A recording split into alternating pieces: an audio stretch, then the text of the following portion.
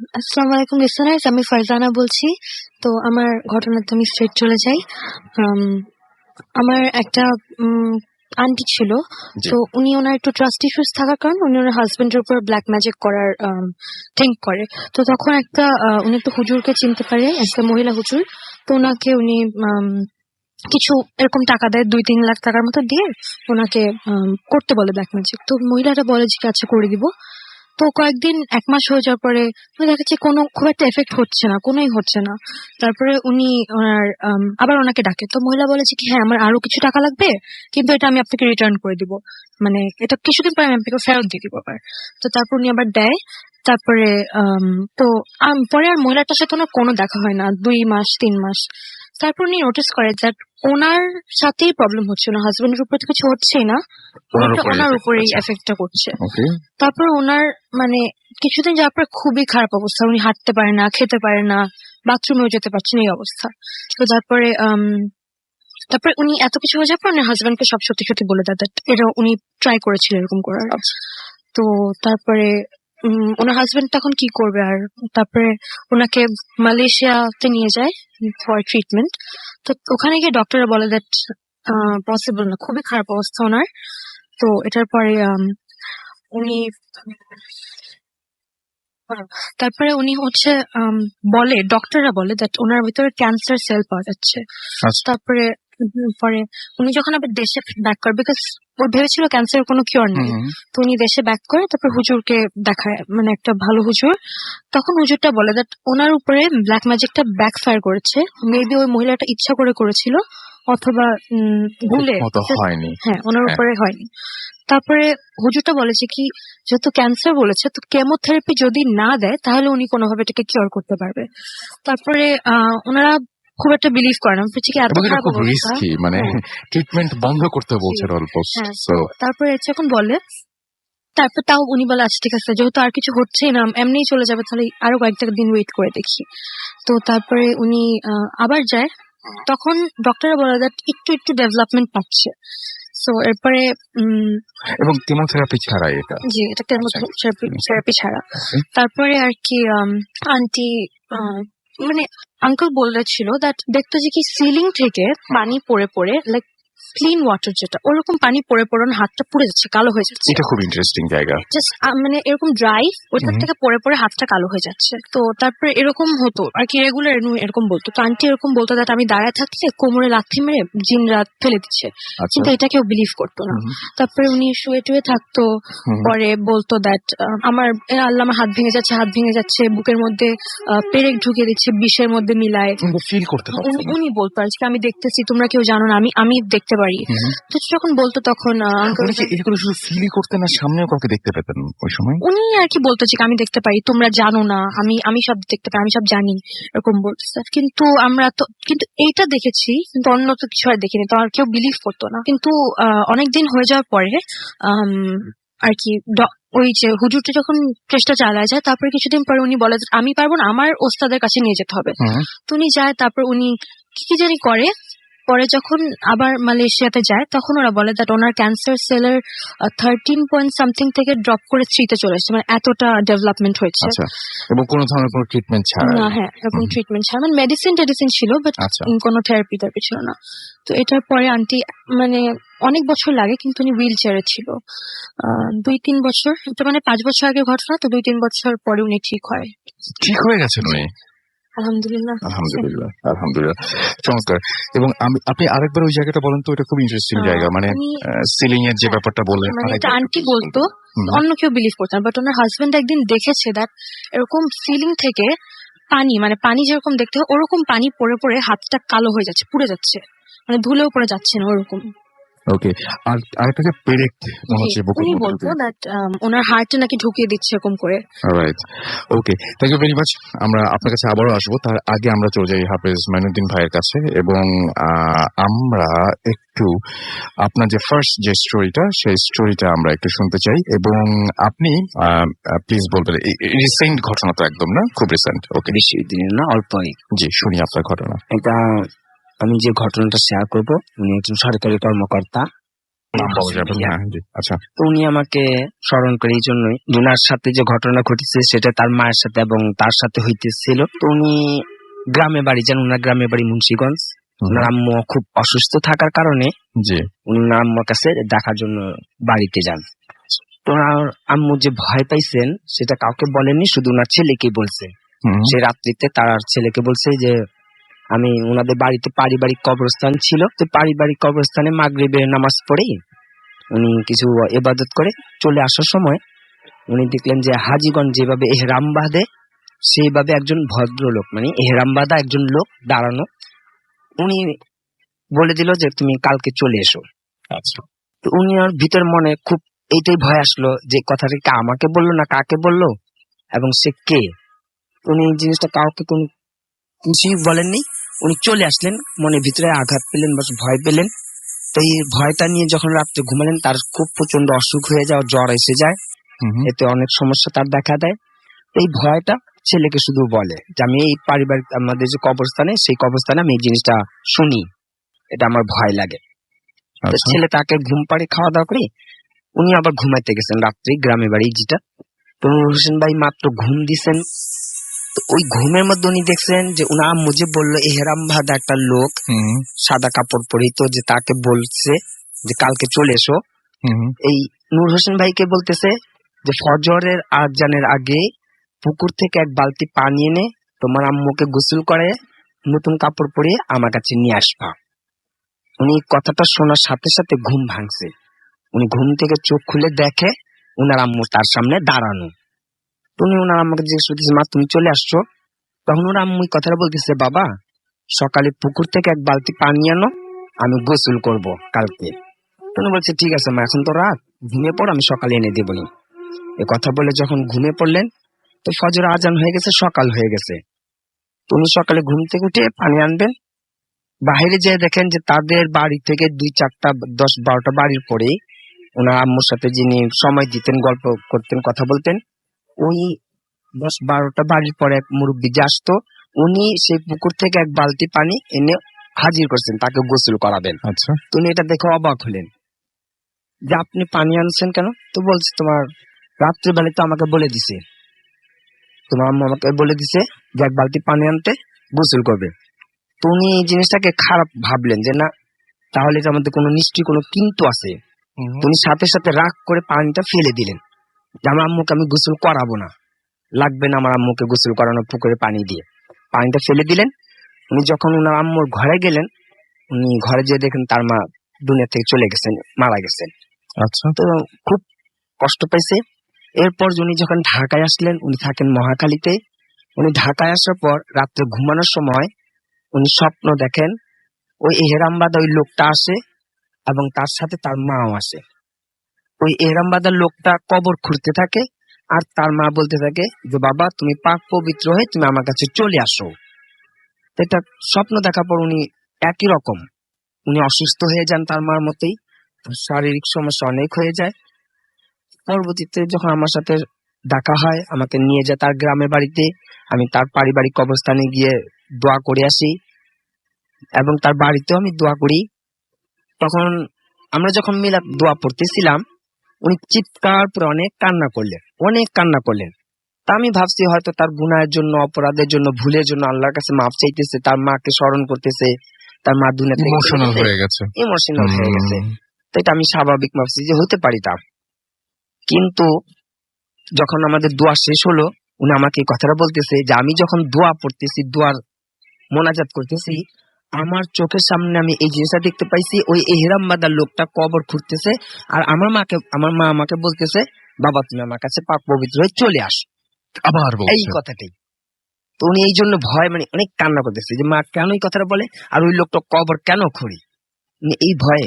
তখন আমি ওনাকে বললাম ঠিক আছে, আপনাদের এখানে পারিবারিক যে কবরস্থানটা রাখছেন তা আপনাদের নামাজ পড়া দরকার, ইবাদত বন্দেগী করেন।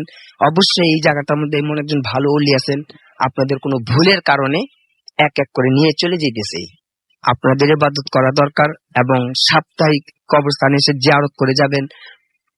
উনি যে আপনাদের পারিবারিক অবস্থানে যারা ইন্তেকাল করেছেন তাদের সময়তে, যে সময়তে ইন্তেকাল করে দুনিয়া থেকে চলে গেছেন, ওই সময়তে তাদের নামে দোয়া খায়ের করে, মৃত্যুবার্ষিকী যেটা মৃত্যুবার্ষিকী যেটা, হুম, তাদের নামে দোয়া করেন এবং আপনারা ইবাদত বন্দিগি করেন। হয়তো আপনাদের ভুলের কারণে, চলাফেরা ভুলের কারণে আজ এইরকম অবস্থা হইতেছে। তো আমি তাদেরকে আবার বলছি যে আমি আবার দেখা করব। তখন পর্যন্ত তার কোনো কল আসেনি যে কি অবস্থা আছে, কিন্তু উনি অনেক এমনটা শুকাইছেন, আমাকে ছবি দেখাইছে, উনি অনেক স্বাস্থ্য ভালো লোক ছিল, কিন্তু এখন অনেক শুকাইছেন। শুধু একই স্বপ্ন দেখেন, ওই এহেরাম বাদা সাদা পোশাক পরিত লোকটা কবর খুঁড়ে, আর তার মা সে শুধু একটাই কথা বলে যে বাবা পাক পবিত্র হয়ে তুমি আমার কাছে চলে আসো। আচ্ছা, এই একই ব্যাপার একই ঘটে ব্যাপার, থাকে তার হ্যাঁ। সাথে। ওকে, থ্যাংক ইউ ভেরি মাচ। আপনাকে অনেক অনেক ধন্যবাদ মঈনুদ্দিন ভাই, আপনার ঘটনা শেয়ার করার জন্য। আমরা আবারও আপনার কাছে আসব। একটা ছোট্ট ঘটনায় চলে যাই, যে ঘটনাটি পাঠিয়েছেন আমাদেরকে আমাদেরই একজন লিসেনার, এবং সেই ঘটনাটি আপনাদের একটু পড়ে শোনাতে চাই আমি। যেভাবে লিখছেন সেভাবেই পড়ছি। হ্যালো রাসেল ভাই, আমার নাম অর্ণা, আমার বাসা ময়মনসিংহে। আমি যে ঘটনাটি শেয়ার করব সেটি আমার সাথে ঘটে যায় আজ থেকে 2 বছর আগে। আমার এক বন্ধু চাকরির সুবাদে বান্দরবন থাকতো। আমার বন্ধুটি যে জায়গাতে থাকতো সেখানে গারো জনগোষ্ঠীর বসবাস ছিল। আমি জানতাম যে বান্দরবনে খুব ভিন্ন ধরনের অনেক জিনিস পাওয়া যায়, তাই আমি আমার বন্ধুটিকে বললাম সে যখন বাসায় আসবে তখন যেন আমার জন্য হাতির দাঁতের একটা চিরুনি নিয়ে আসে। যথাসময় সে আমাকে চিরুনি এনে দেয়। যেদিন চিরুনিটা আমার হাতে আসলো সেদিন থেকে শুরু হয় আমার জীবনের এক আতঙ্কিত অধ্যায়। আমি একদিন রাতে ড্রেসিং টেবিলের সামনে বসে চিরুনিটা দিয়ে প্রথম চুল স্পর্শ করলাম। আমি যখন চিরুনিটা মাথায় স্পর্শ করলাম তখন হঠাৎ মাথাটা কেমন যেন ভারী ভারী লাগছিল। আমি এটাকে খুব সাধারণভাবে নিলাম। সেদিন রাতে সবাই ঘুমিয়ে গেলাম। ঘুমের মাঝে আমি অদ্ভুত একটা স্বপ্ন দেখলাম। আমি দেখলাম ধবধবে সাদা গায়ে রঙের একটা মেয়ে, দেখতে গারদের মতো, আমাকে খুব কঠিন করে বলছে, আমার অংশটা আমাকে দিয়ে দাও। এই স্বপ্নটাকে আমি খুব সাধারণভাবে নিলাম।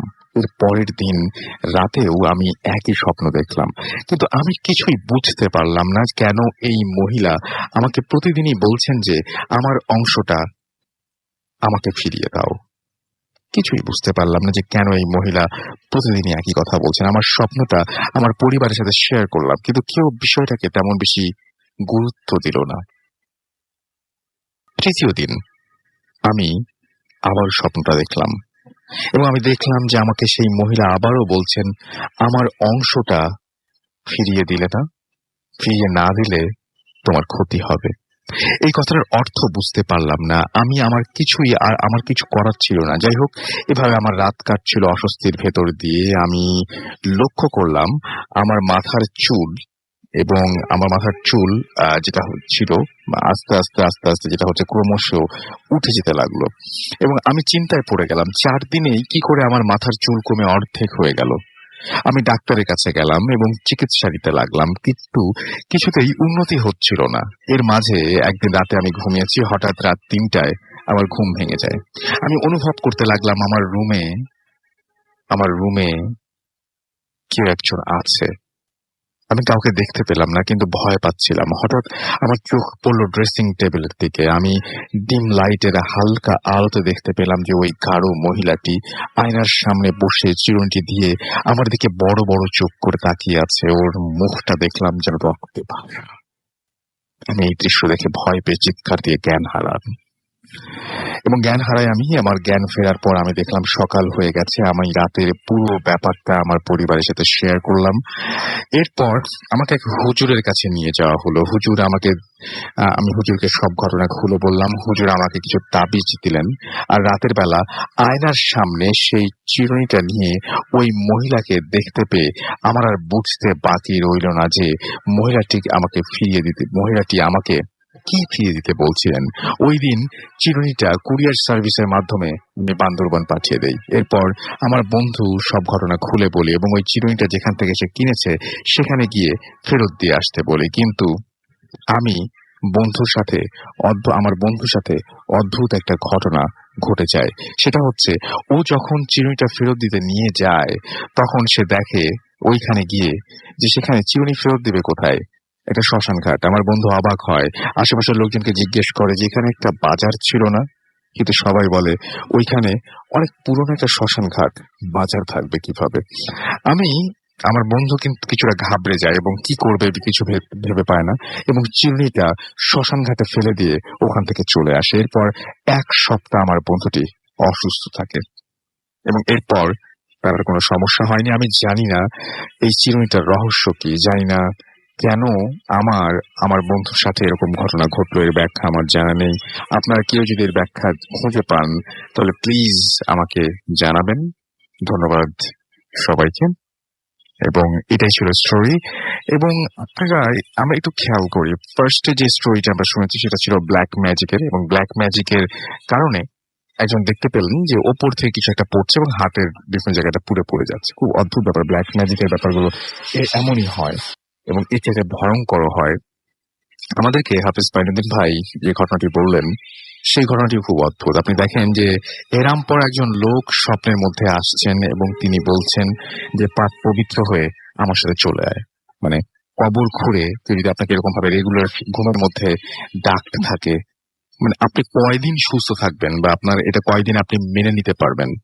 ভেরি ডিফিকাল্ট কিন্তু, যে আপনাকে রেগুলার এই জিনিসটা টলারেট করতে হয়। কেউ একজন আপনাকে রেগুলার ডাকছে এবং কেউ একজন আপনাকে রেগুলার ডেকে ডেকে বলছে যে আমার কাছে চলে আয়।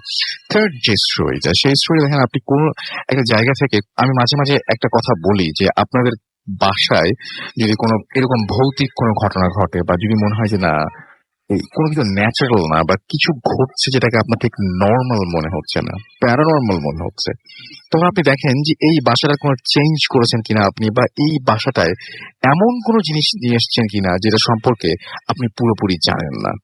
তো এই যে মানে এখন যে ঘটনাটা সেটা আমরা কি শুনলাম, যে একটা চিরুনি তার বাসায় এসেছিল এবং সেই চিরুনি নিয়ে ঘটনা, এবং প্রতিদিন মানে স্বপ্নে কেউ একজন তাকে বলছে যে আমার অংশটি আমাকে দিয়ে যা, এরকম টাইপের একটা ঘটনা।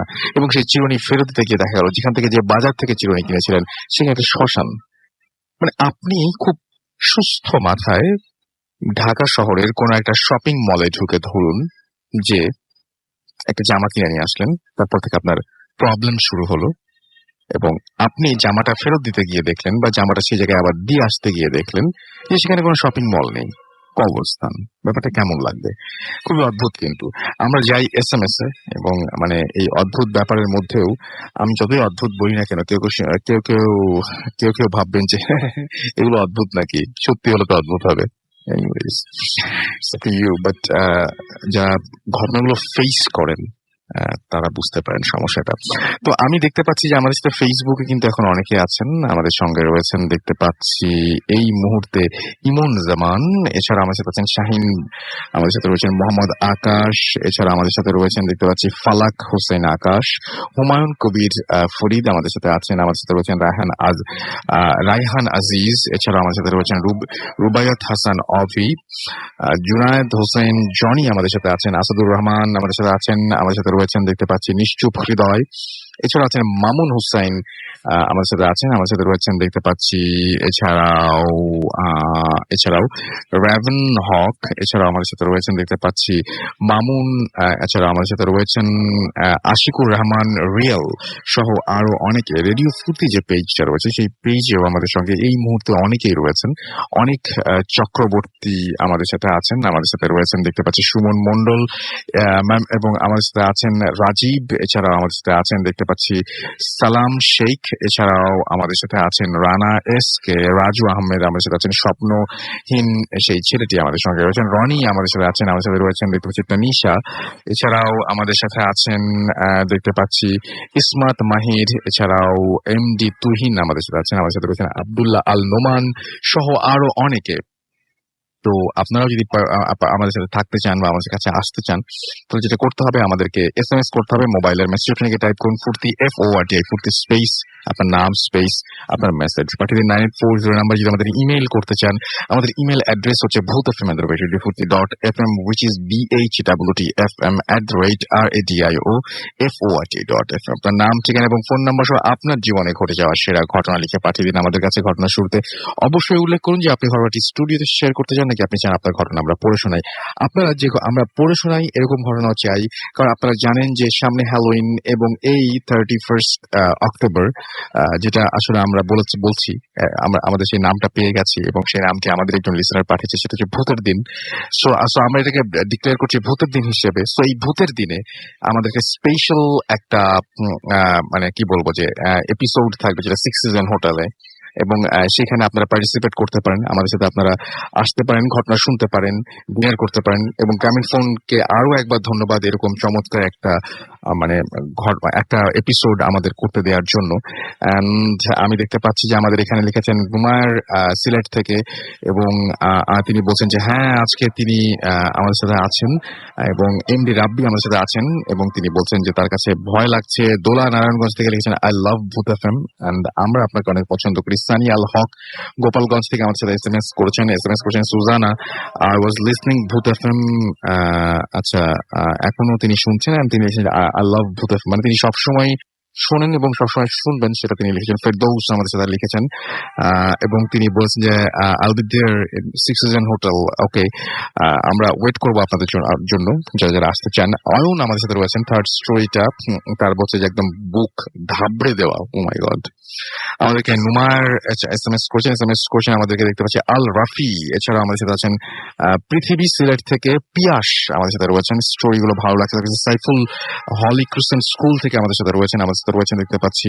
এছাড়াও আরো অনেকেই, সানি আছেন, হিমি আছেন আমাদের সঙ্গে, আমাদের সাথে রয়েছেন মুন্তাসির। এছাড়াও আমাদের সাথে আছেন দেখতে পাচ্ছি সামি, রূপা খুলনা থেকে আমাদের সাথে রয়েছেন, আরো অনেকেই রয়েছেন। আমরা চলে যাবো একটা ছোট্ট বিরতিতে। অনেকে রিকোয়েস্ট করেছেন এবং অনেকে আমরা বলেছিলাম যে এই 6 সিজন হোটেলের এই এপিসোডে আমরা কি করতে পারি। তার মধ্যে আমার সবচেয়ে চাইতে ইন্টারেস্টিং একটা জিনিস মনে আছে, এবং এসএমএস পড়ছি বলেই, যে এসএমএস বা ফেসবুকের কোনো কমেন্ট পড়বেন না, এরকম একটা এপিসোড চাই। সো কি মনে হয়, হোয়াট ডু ইউ থিংক? এরকম কিছু করবো নাকি আমরা? জানান আমাদেরকে। আমরা একটা ছোট্ট বিরতি নিয়ে আবারও ফিরে আসছি।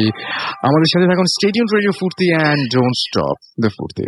FM, the night comes alive with Gramin Phone.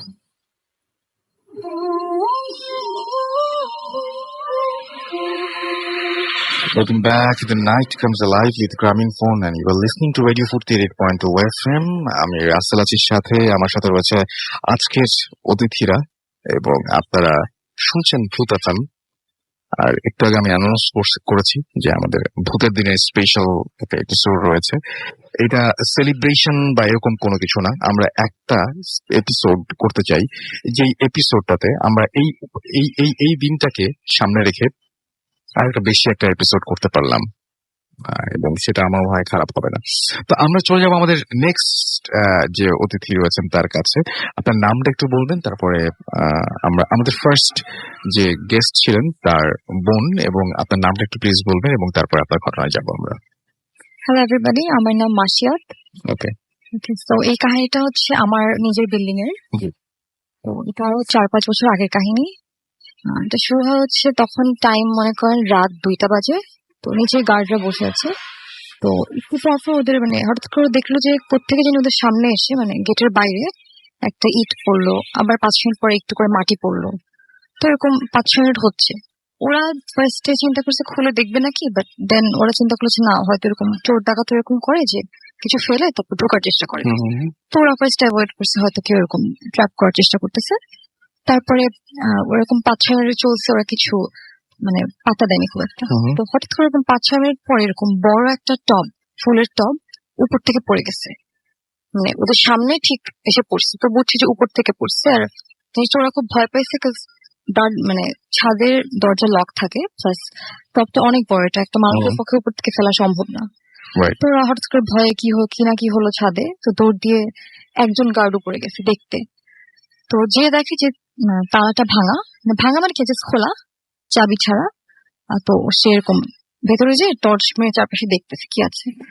তো অনেকক্ষণ টর্চ মেরে চারিদিকে টর্চ মারার পরে দেখলো যে একটা মেয়ে, যখন ফেসে টর্চটা পড়ে তখন দেখে একটা মেয়ে এরকম করে চোখ বন্ধ করে করে আছে, নড়তেছে। সেটা দেখে সে প্রচন্ড ভয় পেয়েছে, ও মাগো করে সে দৌড় দিয়ে নিচে চলে গেছে।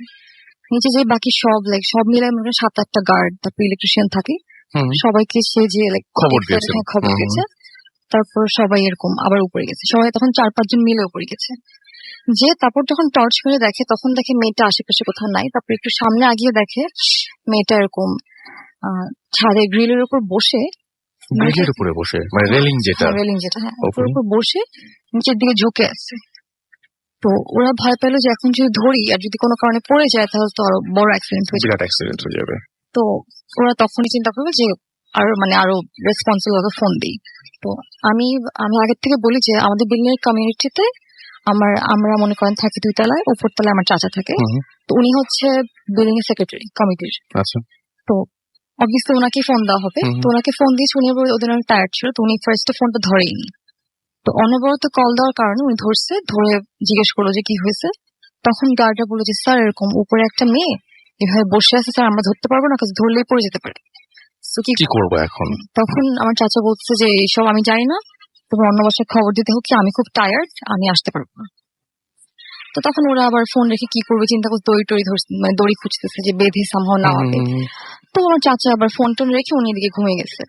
তো অনেকক্ষণ পরে ওনার হঠাৎ করে আমার চাচা হঠাৎ করে এরকম ঘুমটা ভাঙছে, ভেঙে পানি খাওয়ার জন্য উনি উঠে বেডরুম থেকে বের হয়ে ডাইনিং টেবিলে গেছে।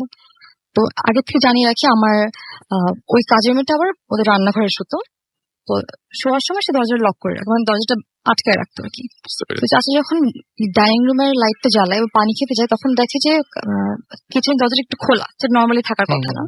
তো উনি একটু জানার জন্য কি অবস্থা, উনি একটু উকি দিয়ে দেখে যে কাজের মেয়েটা বিছানায় নাই। তো ওনার তখন মাথায় ক্লিক করেছে যে ওই যে ওখানে একটা বললো উপরে একটা মেয়ে আছে। দৌড় দিয়ে চাচিকে উঠালো, উঠে বললো যে দেখো তো মেয়েটা কোথায়, মেয়েটার কিচেনে নাই। তো চাচি গেল, যে চাচি দেখলো ওখানে নাই, বারান্দায় নাই, ওয়াশরুমে নাই। তখন চাচি এসে আমার তাড়াতাড়ি চাচুকে বললো যে ও তো বাসায় কোথাও নাই। তো পুরো বাসায় লাইট জ্বালালো, লাইট জ্বালিয়ে দেখে যে মেইন ডোরটা একটু খোলা, মানে অল্প একটু এক হাতের মতো, মানে বোঝা যাচ্ছে কেউ খুলে গেছে বা এরকম টাইপের কিছু একটা।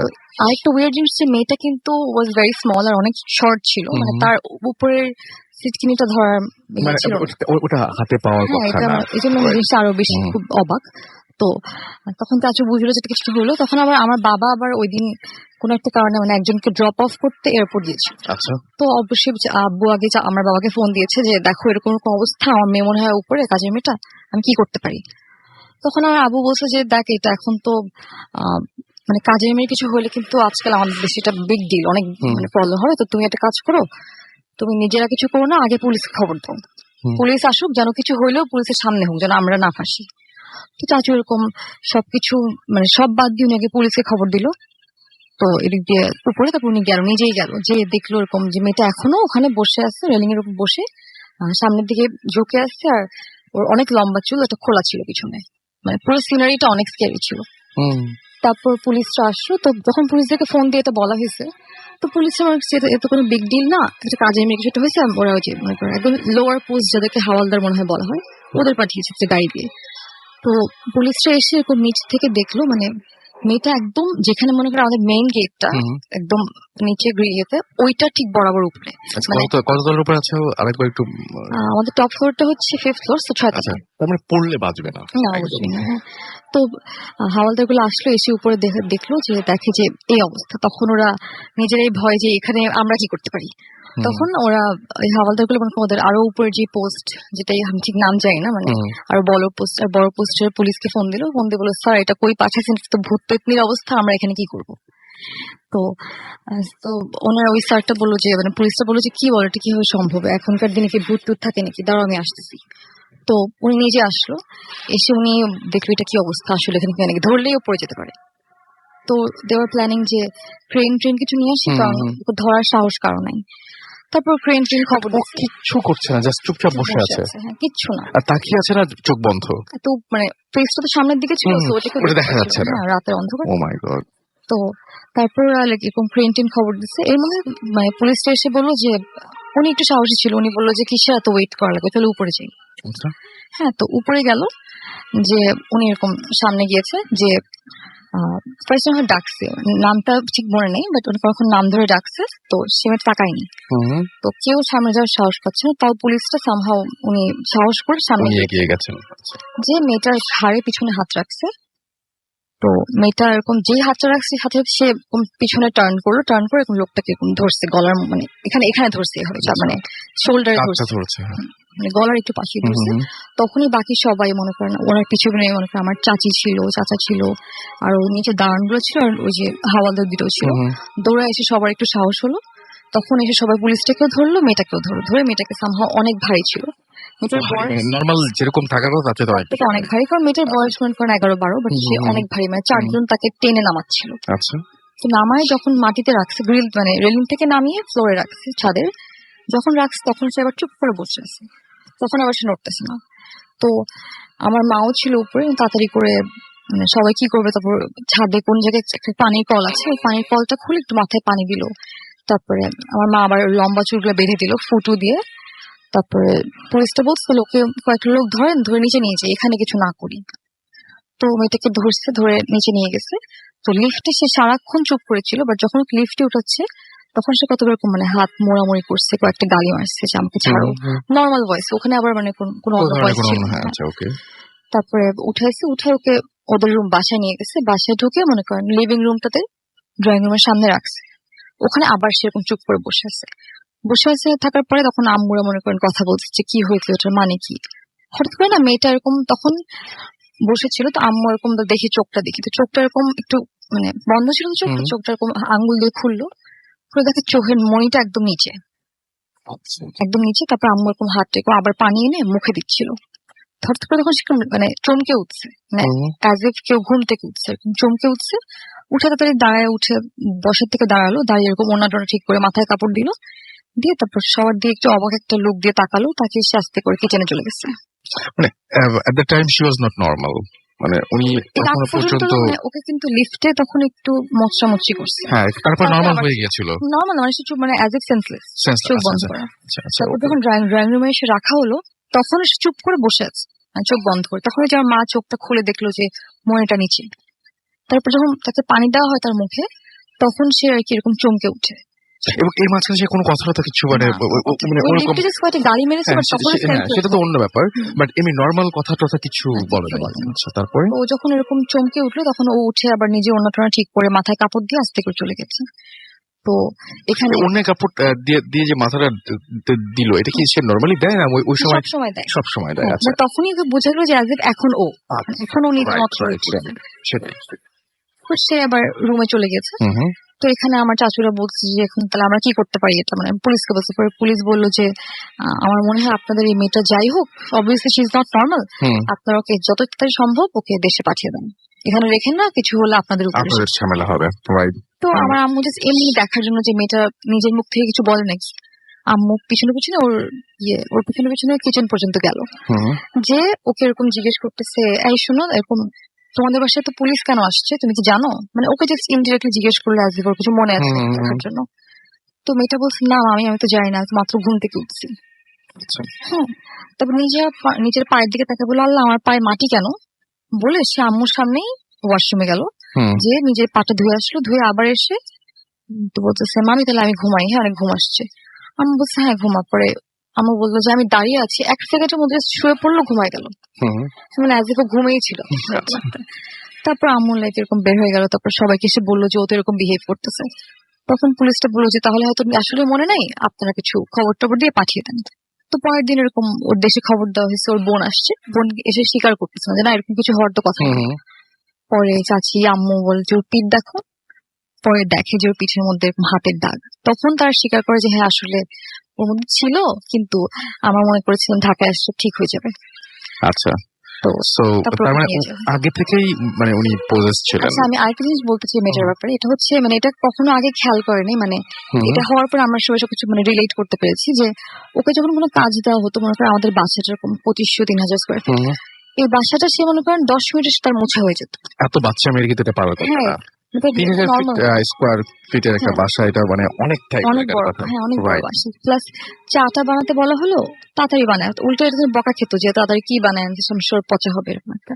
আর ওই দিন একটা কাহিনী হয়েছিল, এটা হচ্ছে যেদিন কাহিনী, ওই দিন সন্ধ্যাবেলা আমার চাচি আবার অনেক হাঁটাহাঁটি করে, মানে একটু ফিট থাকার চেষ্টা করে, তো উনি এরকম হেঁটে হেঁটে ধানমন্ডি 28 নম্বর পিছন দিয়ে একটা মানে ওয়াকিং পাথওয়ে, এটা মানে মেইন রোডে 27 নম্বর মেইন রোডে উঠে। হ্যাঁ, তো ওখানে উনি যখন মানে ওই দিন নন্দনে যাবে, তো মেয়েটাকে বলছে চল আমার সাথে যাই, তোর তো কোনো কাজ নাই, তো আমার সাথে চল নন্দনে একটু শপিং করে আসি। তো মেয়েটাকে নিয়ে গেছে, তো যাওয়ার সময় চাচি একটা গাছ থেকে ফুল ছিঁড়ছে। আচ্ছা, তো মেয়েটা তখন বলছে, মামি রাত্রেবেলা গাছ থেকে ফুল ছিঁড়তে হয় না, খারাপ হয়। তারপর চাচি একটু ওয়ার্ড লুক দিয়ে বলছে ঠিক আছে ছিড়বো না। তো পরে ওরা শপিং টপিং করে যখন বাসায় আসে, তো ওরা খাবার টাবার দেয়। মানে মেয়েটা তো বাসায় একাই কাজ করে, তো ও খাবার টাবার দিয়ে কিচেনে যেয়ে বসছে। তো চাচা চাচিরা খাচ্ছে, ওরা শুনে কি মেয়েটা কথা বলতেছে, মানে কথাটা এভাবে বলতেছে অ্যাজ ইফ সে মানে কাউকে অ্যান্সার করতেছে, অ্যাজ ইফ কেউ কোয়েশ্চেন করতেছে, ওগুলো অ্যান্সার করতেছে, মানে অবভিয়াসলি কোয়েশ্চেন শোনা যাচ্ছে না, বাট ও অ্যান্সার করতেছে। তখন চাচি একটু ওয়ার্ড লাগে, দৌড় দিয়ে ওর কাছে যায়, যে বলে যে এই তুই কার সাথে কথা বলতেছিস? বলছে ও না মামি, আমি এমনি মনে করতেছি সারাদিন কি কি করছি। আচ্ছা, তো এই তো এটাই। Okay, thank you very much, thank you. And আমরা একটু ছোট্ট একটা SMS কিছু পড়বো এবং তারপরে আরেকটা ঘটনা শুনবো। মিজান আমাদের SMS করেছেন সিলেট থেকে, আমাদেরকে SMS করেছেন হৃদয় খান ঢাকা থেকে, এছাড়া আমাদেরকে দুর্লভ SMS করেছেন বনানী থেকে, আমাদেরকে SMS করেছেন পিউল রহমান বাগেরহাট থেকে, এবং আমাদেরকে SMS করেছেন সামাদ, এছাড়াও আমাদেরকে SMS করেছেন রিফাত, এবং আমাদেরকে SMS করেছে দেখছি SM সুজন, এছাড়াও রোহান আমাদেরকে SMS করেছেন, আমাদেরকে দেখতে পাচ্ছি যে সাকিব SMS করেছেন আমাদেরকে দেখতে পাচ্ছি, এছাড়াও আরো অনেকেই, এবং আমাদেরকে দেখতে পাচ্ছি, এছাড়াও SMS করেছেন মঞ্জু, আমাদেরকে SMS করেছেন দেখতে পাচ্ছি মাজহারুল, এছাড়াও অলিভ আমাদের SMS করেছেন, আরিফ আমাদের SMS করেছেন জিহাদ সহ আরো অনেকে। আপনি যদি SMS করতে চান, মোবাইলের মেসেজ অপশনে গিয়ে টাইপ করুন ফুর্তি, FORTI ফুর্তি, স্পেস আপনার নাম, স্পেস আপনার মেসেজ পাঠিয়ে দিন 9840 নাম্বারে। আপনার যদি আমাদের আচ্ছা আমি একটা ঘটনা পেয়েছি, এবং সেই ঘটনাটা কয়েকদিন আগেই আমাদের সাথে একজন শেয়ার করেছেন মনে হয়, বাট সেটা আমি ইমেলটা এখন আমার কাছে এই মুহূর্তে নেই সম্ভবত, বাট খুব উইয়ার্ড। আপনাদের কখনো এরকম হয়েছে যে আপনি আপনার ঘরে শুয়ে আছেন, হঠাৎ করে মনে হলো কেউ, ওই যে অনেকটা থাকে না যে মানে আমাদের বাংলাদেশের আমরা তামিমের কিছু শর্ট দেখি যে একটা ড্রপ খেয়েই বাউন্ডারি ক্রস করে যায়, ঠিক ওই রকম কেউ মনে হয় যে আপনার জাস্ট আপনি ঘরে শুয়ে আছেন, গোড়ালি দিয়ে জাস্ট একটা ধাক্কা দিয়ে কেউ ঘরটা পার হয়ে চলে গেল, এরকম একটা ব্যাপার। উপরে না, কিন্তু ছাদের উপরে হলে বা আপনাদের অন্য কোনো ফ্লোরে হলে হয়তো আপনি অনেক কিছু ভাবতে পারতেন। আপনি যেখানে শুয়ে আছেন সেই রুমে, এবং সেই রুমে আপনার খুব পাশ দিয়েই, আপনার হয়তো বিছানার পাশ দিয়ে কেউ জাস্ট একটা গোড়ালিতে এরকম ধাক্কা দিয়ে চলে গেল, মনে হয় যে দৌড়ে চলে গেল, কিন্তু পুরো ঘরটা সে পার হলো এক লাফে। এরকম কোন ঘটনা ঘটেছে আপনাদের?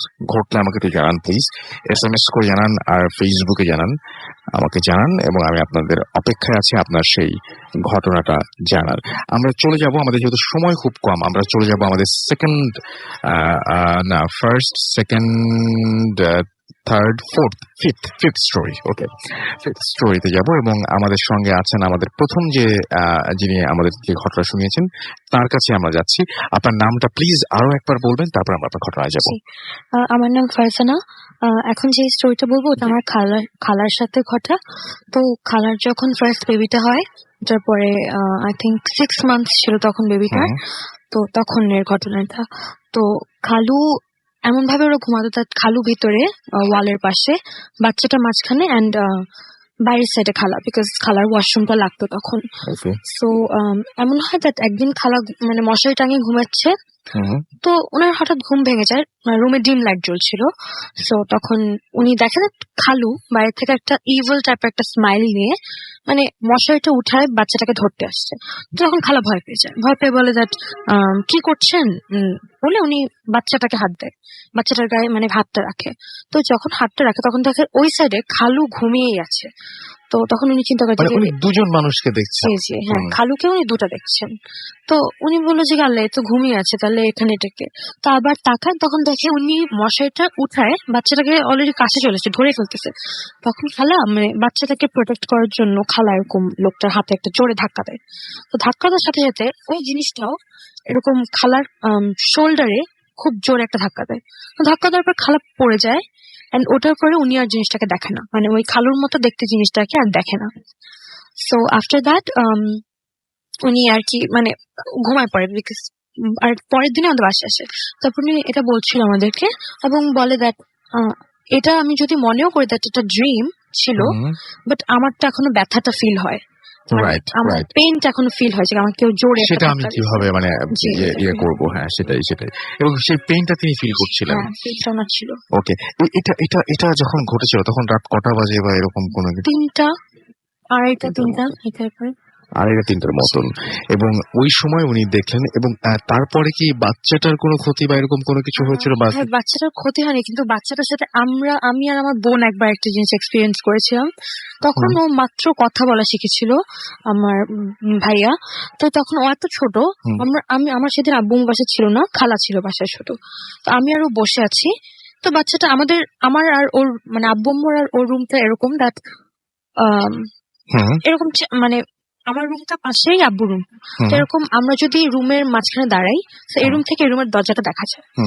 সো আমি আরো বসে আছি, হ্যাঁ, আর আমার বোনের রুমটা অন্ধকার। তো আমরা এরকম, ও খাচ্ছে আমি বসে আছি, তো এভাবে আমরা কথা বলতেছি, হঠাৎ বাচ্চাটা আসছে এখানে, মানে অন্ধকার রুমটা আর এই রুমটার মাঝখানে। তো দাঁড়ায় দাঁড়ায় আমরা বলছি আসো আসো বাবু আসো। তো হঠাৎ অন্ধকার রুমটার দিকে তাকায় বলে কি যে কি এই আসো না কেন, আসো কাছে আসো, খাই দুষ্টু, এরকম বলতেছে। তো আমরা দুজন ভয় পেয়ে যাই, বিকজ বাচ্চাটা এত ছোট, যোগ করার বয়স না, মানে মাত্র কথা বলা শিখছে এই টাইপের। নট দ্যাট ও এরকম ইনভিজিবল কাউকে নিয়ে খেলবে, মানে ওই বুদ্ধিটা ওর হওয়ার কথা। একদমই ছোট, বয়স কিরকম তখন? 1 বছর, মানে 1.5 বছর। ছেলে তো মাত্র কথা বলা start আচ্ছা, ওকে। সো ওইরকম ভাবে স্পষ্ট ভাবে এরকম মানে পুরো সেন্টেন্স বা এরকম মিনিংফুল কোনো কিছু বলার কথা কিন্তু নাই বয়সে। ও বলছিল দ্যাট আসো এখানে আসো, এই দুষ্টু। তারপর আমি আরো ভয় পেয়ে বলছি এই তোর সাথে কথা বলো। তারপরে ও বলতেছে যে কি আসে না, ও দুষ্টু, এটা বললো থেমে, আর কিচ্ছু বলে নাই। তারপর আমি আরো ভয় পেয়ে তাড়াতাড়ি করে ওকে খাবার প্লেটটা নিয়ে ও আর বাচ্চাটাকে কোলে নিয়ে আমরা দৌড় দিচ্ছি খালা কাছে, খালা এরকম। তো খালা আবার ফোনে কথা বলছি, উনি খুব একটা বেল দেয়নি বাবারটাকে। এটার পরে আমি আর ও আর কি আমরা দুজন অনেক ভয় পাই, বিকজ আমাদের জন্য তো এটা কখনো হয়নি। তো এটাই ছিল। আর এটার পরে ওর একটা ছোট বোন হয়েছে, এবং খালু বলে যে ওদের দুজনের মধ্যে একটু প্রবলেম আছে এখনো। অনেকে বিশ্বাস করে না, কিন্তু ওরা একটু মানে এগুলো বিশ্বাস করে দেখে ওরা এরকম একবার হুজুরের কাছে নিয়ে গেছে, যারা এগুলো মনে করেন হেল্প করতে পারবে। ওদেরকে বলেছে যে আমার বাচ্চাদের অনেক সমস্যা হয়, প্লাস খুবই শুকনা, হ্যাঁ, আর প্রায় অসুস্থ হয়ে যায়, কিছু হলে ওদের সমস্যা হয়, তো কি করতে পারি, তো নাকি কোনো সমস্যা আছে নাকি দেখাতে। আর হুজুরটা বলেছে যে আসলে ওদের সাথে কিছু আছে, হুজুরটা বলেছে ওদেরকে হালকা অনেক তাবিজ দেওয়া, মানে ক্ষতি করে না, কিন্তু মানে অ্যাবনর্মাল জিনিস হতে থাকে। ওকে, থ্যাংক ইউ ভেরি মাচ। এগুলো আমাদের লাইফের খুব ছোট ছোট ঘটনা এবং রেগুলার লাইফের কিছু কিছু মানে ঘটনা আমরা শুনলাম, বাট এই জিনিসগুলো যাদের লাইফে ঘটে এবং রেগুলার যারা এগুলো ফেস করেন তাদের লাইফটা আসলে হেল হয়ে যায়। এবং আপনারা যারা আপনাদের ফ্যামিলির মধ্যে যদি কেউ এরকম কোনো ধরনের উইয়ার্ড কোনো সিচুয়েশনে এই মুহূর্তে থাকেন বা এরকম ধরনের ঘটনা ঘটতে থাকে, তাহলে বুঝতে পারবে যে ঘটনাটাগুলো কত বেশি ভয়ঙ্কর হতে পারে। এনিওয়েজ, আমরা চলে যাব একটা ছোট্ট বিরতিতে এবং বিরতির পরেই আমরা শুনবো, ফার্স্টে আমরা ব্ল্যাক ম্যাজিক দিয়ে শুরু করেছিলাম, ব্ল্যাক ম্যাজিক নিয়ে একটা স্টোরি শুনবো এবং তারপরে আবারও ফিরে আসবো নতুন অতিথিদের নিয়ে। সেই পর্যন্ত আমাদের সঙ্গেই থাকবেন আশা করছি। যাওয়ার আগে আরেকবার জানিয়ে দিই, এই 31 তারিখ ভূতের দিন রেডিও ফুর্তি সেলিব্রেট করছে এবং গ্রামীণ ফোন আমাদের মানে গ্রামীণ ফোন প্রেজেন্টস স্পেশাল এপিসোড ভূত এফএম-এর, সেটা হচ্ছে 6 সিজন হোটেলেই হবে। এবং আমরা ফার্স্ট টাইম আপনারা দেখতে পাবেন যে, ফার্স্ট টাইম না, এটা হচ্ছে মানে হ্যালোইনে এরকম ধরনের একটা যে আপনারা দেখতে পাবেন যে আপনারা একই সাথে শো শুনবেন এবং 6 সিজনে এটা প্রথমবারের মতো হবে যে আপনারা শো শুনবেন, ডিনার করবেন এবং একই সাথে আমাদের ভূত আশ্রমের সবকিছু এনজয় করতে পারবেন। সো চলে আসুন আমাদের সাথে যদি পার্টিসিপেট করতে চান, definitely you are most welcome. And দেখা হবে 31 তারিখে। আমরা থাকবো রাত 12টা থেকে, রাইট? আমরা রাত 12টা থেকে 2টা পর্যন্ত। সো আমার মনে হয় যে অবশ্যই যারা আসতে চান, ইন্টারেস্টেড, তারা চলে আসবেন, যারা বিশেষ করে যারা ঢাকায় থাকেন এবং যারা আসতে চান ওই রাতটা একটু সেলিব্রেট করতে চান, চলে আসবেন। আর আমাদেরকে SMS করতে হলে মোবাইলের মেসেজ অপশনে টাইপ করুন ফুর্তি, FORT, ফুর্তি স্পেস আপনার নাম স্পেস আপনার মেসেজ পাঠিয়ে দিন 9840 নাম্বারে। আমাদের ইমেল করতে চাইলে আমাদের ইমেল অ্যাড্রেস হচ্ছে bhutfm@radiofurti.fm, which is BHTTFM@radioFort.fm। আর আমাদের ফেসবুকে যে অ্যাড্রেসটা সেটা জানিয়ে দিচ্ছি, www.facebook.com/radiofurti and www.facebook.com/bhutfm.russell। আমরা চলে যাচ্ছি একটি ছোট্ট বিরতিতে। Stay tuned, Radio Furti, and don't stop the Furti. Hood FM. The night comes alive with Gramin Fawn.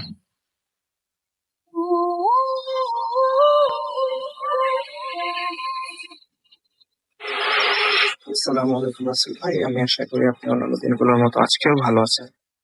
আমি মোহসেন বিল্লাহ, আমি বর্তমানে চায়নাতে পড়ালেখা করছি, আর আমার দেশের বাড়ি Sirajganj.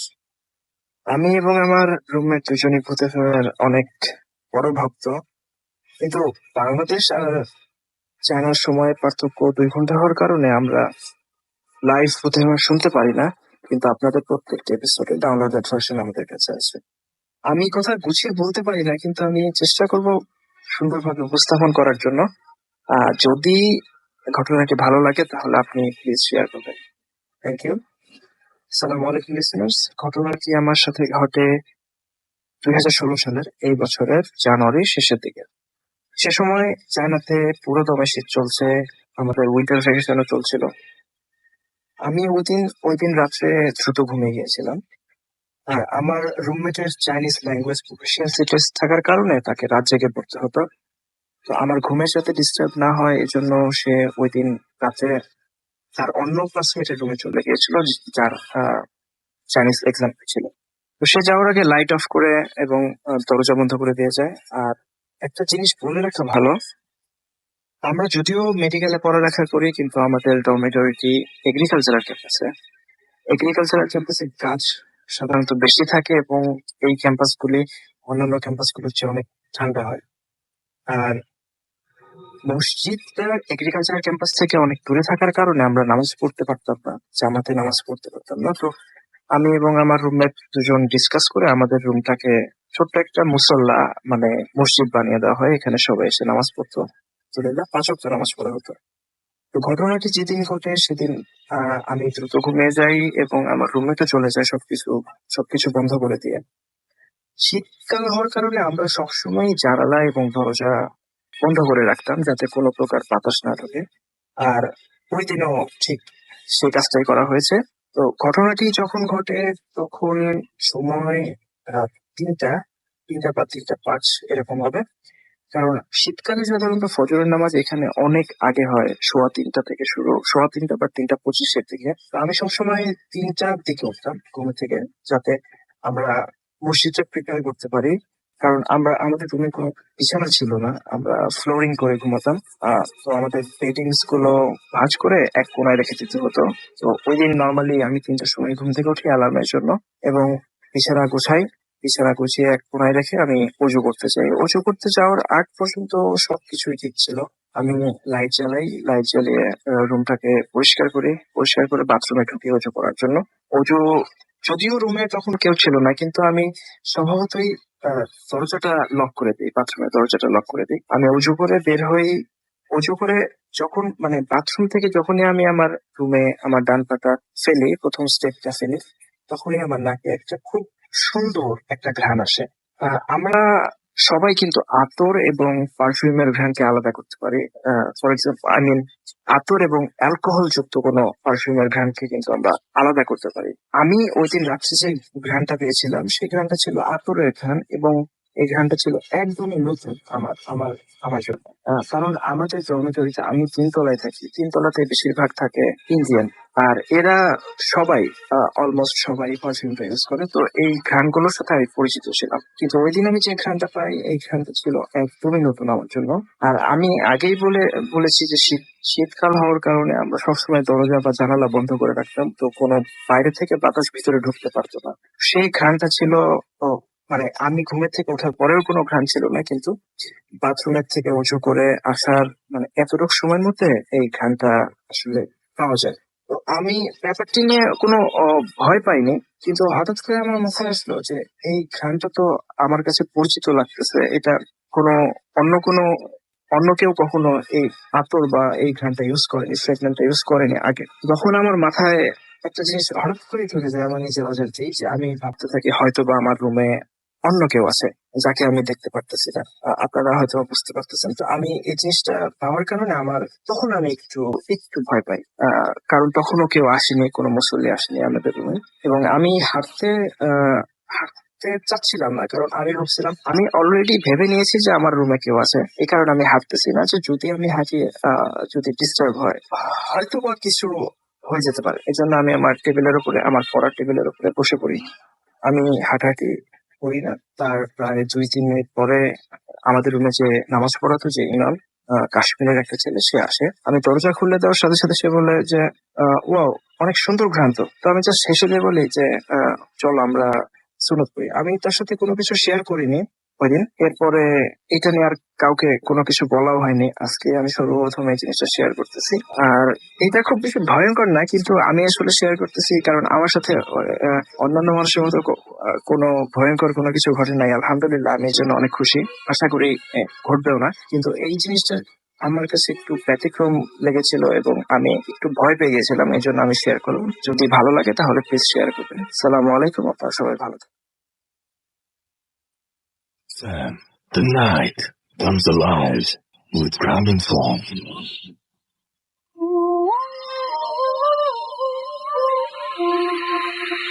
Yes, the night comes alive with গ্রামীণ ফোন। শুনছেন সবসময় রেডিও ফুর্তি 88.0 FM। আমি রাস্তালাচির সাথে মিথিলা আমাদের উত্তরা থেকে লিখেছেন যে ফার্স্ট যে স্টোরিটা সেটা তার কাছে অনেক বেশি ভালো লেগেছে। লিটন আমাদেরকে লিখেছেন গুড এপিসোড। আমাদেরকে রবু SMS করেছেন এবং SMS-টা এখনই চলে গেল, সো আমি পড়তে পারলাম না। I am really sorry for that. আমাদেরকে আরো অনেকে SMS করছেন। আমি একটু জানিয়ে দিই যে আমাদের যদি SMS করতে চান তাহলে যেটা করতে হবে, মোবাইলের মেসেজ অপশনে গিয়ে টাইপ করতে হবে ফুর্তি, FORT, ফুর্তি স্পেস আপনার নাম স্পেস আপনার মেসেজ পাঠিয়ে দিতে হবে 9840 নাম্বারে। আমাদের ইমেল করতে চাইলে আমাদের ইমেল অ্যাড্রেস হচ্ছে bhutfm@radiofurti.fm, which is BHOOTFM@radiofurti.fm। আপনার নাম, ঠিকানা এবং ফোন নাম্বার সহ আপনার জীবনে ঘটে যাওয়া বা আপনার জানা সেরা ঘটনা লিখে পাঠিয়ে দিন আমাদের কাছে। ঘটনার শুরুতে অবশ্যই উল্লেখ করুন যে ঘটনাটি আপনি স্টুডিওতে এসে শেয়ার করতে চান নাকি আপনি চান আপনার ঘটনা আমরা পড়ে শোনাই এই সানডেতে, অর্থাৎ এখন তো বলতে হবে কালকে, আগামীকাল আবারও ভূত এফএম রয়েছে এবং সানডেতে আমরা 11:59 সিক্সিজেন হোটেল থেকে লাইভ করব ভূত এফএম। তো আপনারা যদি পার্টিসিপেট করতে চান বা আপনাদের ঘটনা যদি আপনারা চান যে আমরা শেয়ার করি বা আমরা পড়ি, তাহলে আপনাকে যেটা করতে হবে সেটা অবশ্যই আপনার ঘটনা লিখে পাঠিয়ে দিতে হবে আজকে এবং কালকের মধ্যে, অর্থাৎ রবিবার সকালের মধ্যে আমি যদি পেয়ে যাই তাহলে রাতে হয়তো পড়া যাবে।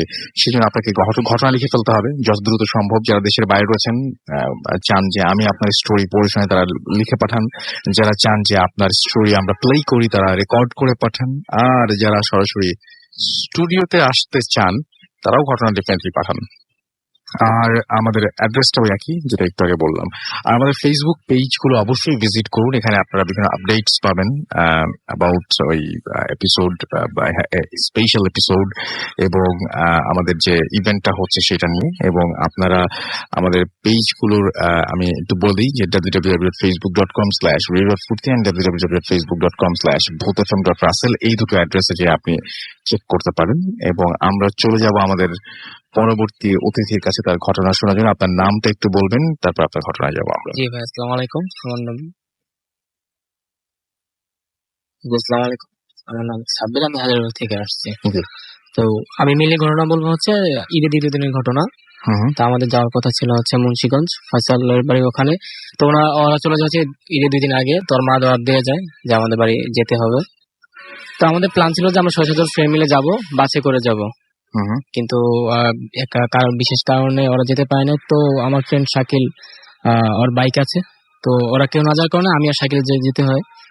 তো সাধারণত আমাদের পরদিন সকালবেলা আমরা 10টার সময় ঘুম থেকে উঠে 12টার সময় রওনা দেই। তো আমাদের ফার্স্টে ফোন দিয়ে বলছিল যে আমাদেরকে সন্ধ্যা 6টার মধ্যে উপস্থিত থাকতে হবে, হ্যাঁ, কারণ গ্রামের রাস্তাঘাট খুব ঝামেলা হতে পারে, যে কোনো ঝামেলায়। তো আমরা 12টার সময় রওনা দিই। তো কিছু দূর যাওয়ার পরেই, যাত্রাবাড়ি পার হওয়ার পরে আমাদের ফোন আসে যে আমাদের নারায়ণগঞ্জ যেতে হবে। তো বিশেষ একটা কারণে আমাদের নারায়ণগঞ্জ যেতে হয়। তো ওখানে প্রায় 1 থেকে 1.5 ঘন্টা সময় পাস হয়ে যায়। তো ওখান থেকে আমরা যখন ফেরত আসি তখন 6টার সময় ব্রেক করি। তো মেঘনা ব্রিজ পার হলাম। মেঘনা ব্রিজ পার হয়ে কিছু দূর যাওয়ার পরই ভবের চর বাজারের নাম হচ্ছে ভবের চর, হাটের ডান পাশে। তো ওই সিজনালি ঈদ সিজন ছিল বলে কিছু দোকানপাট বন্ধ ছিল, আবার কিছু দোকানপাট খোলাও ছিল। তো আমরা এক চাচা দোকানদার ছিল যে হচ্ছে চা বানাতো। তো ওনার কাছে গেলাম, ওনার জিজ্ঞেস করলাম যে চাচা, যে গ্রামে যাবো ফয়সাল, ওর গ্রামের নাম হচ্ছে মাথাভাঙ্গা গ্রাম। মাথাভাঙ্গা গ্রাম। তো বললাম, চাচা এখান থেকে আপনাদের রাস্তাটা? যে হ্যাঁ, এইখান থেকে রাস্তা, সাবধানে যান। তো আমরা কিছু যাওয়ার পরই আমাদের বাইকটা হেলতে দুলতে থাকছিল, মানে উপরে হতে যাচ্ছিল। তো পিছন থেকে তাকে দেখলাম যে আমাদের বাইকের পিছনের চাকাটুকু লিক হয়ে গেছে। তো সামনে একটি ছোট একটা বাজার ছিল, তো ওখানে একটা ওয়ার্কশপ খোলা ছিল। সে কিছুক্ষণের মধ্যে বন্ধ করে দিবে, তো অনেক রিকোয়েস্টের ফলেই সে ঠিক করে দেয়। তো ওখানে আমাদের আধা ঘন্টা লেট হয়ে যায়। তো ওখানকার যে ঠিক করে দিচ্ছে দোকানদার ওয়ার্কশপের, তো উনি বললো যে ভাই সাবধানে যান, ডানে বামে তাকাবেন না। তো আমরা কিছু জিজ্ঞেস করতে যাব, তিনি কোনো উত্তর দিলেন না। তো সাধারণত আমরা একটা বাইক চালু করলাম, কিছু দূর যাওয়ার পর একটা লোহার ব্রিজ পার হলাম। লোহার ব্রিজ পার হওয়ার পরে আমাদের একটা ছোট একটা বাজার পরে, ওখান থেকে আমার বন্ধু শাকিল, ও মাথায় হেলমেট ছিল, ও খেয়াল করেছে বিষয়টা যে সামনে একজন বড় লোক একটা বেঞ্চের মধ্যে বসেছিল, তার চোখগুলো ছিল সাদা।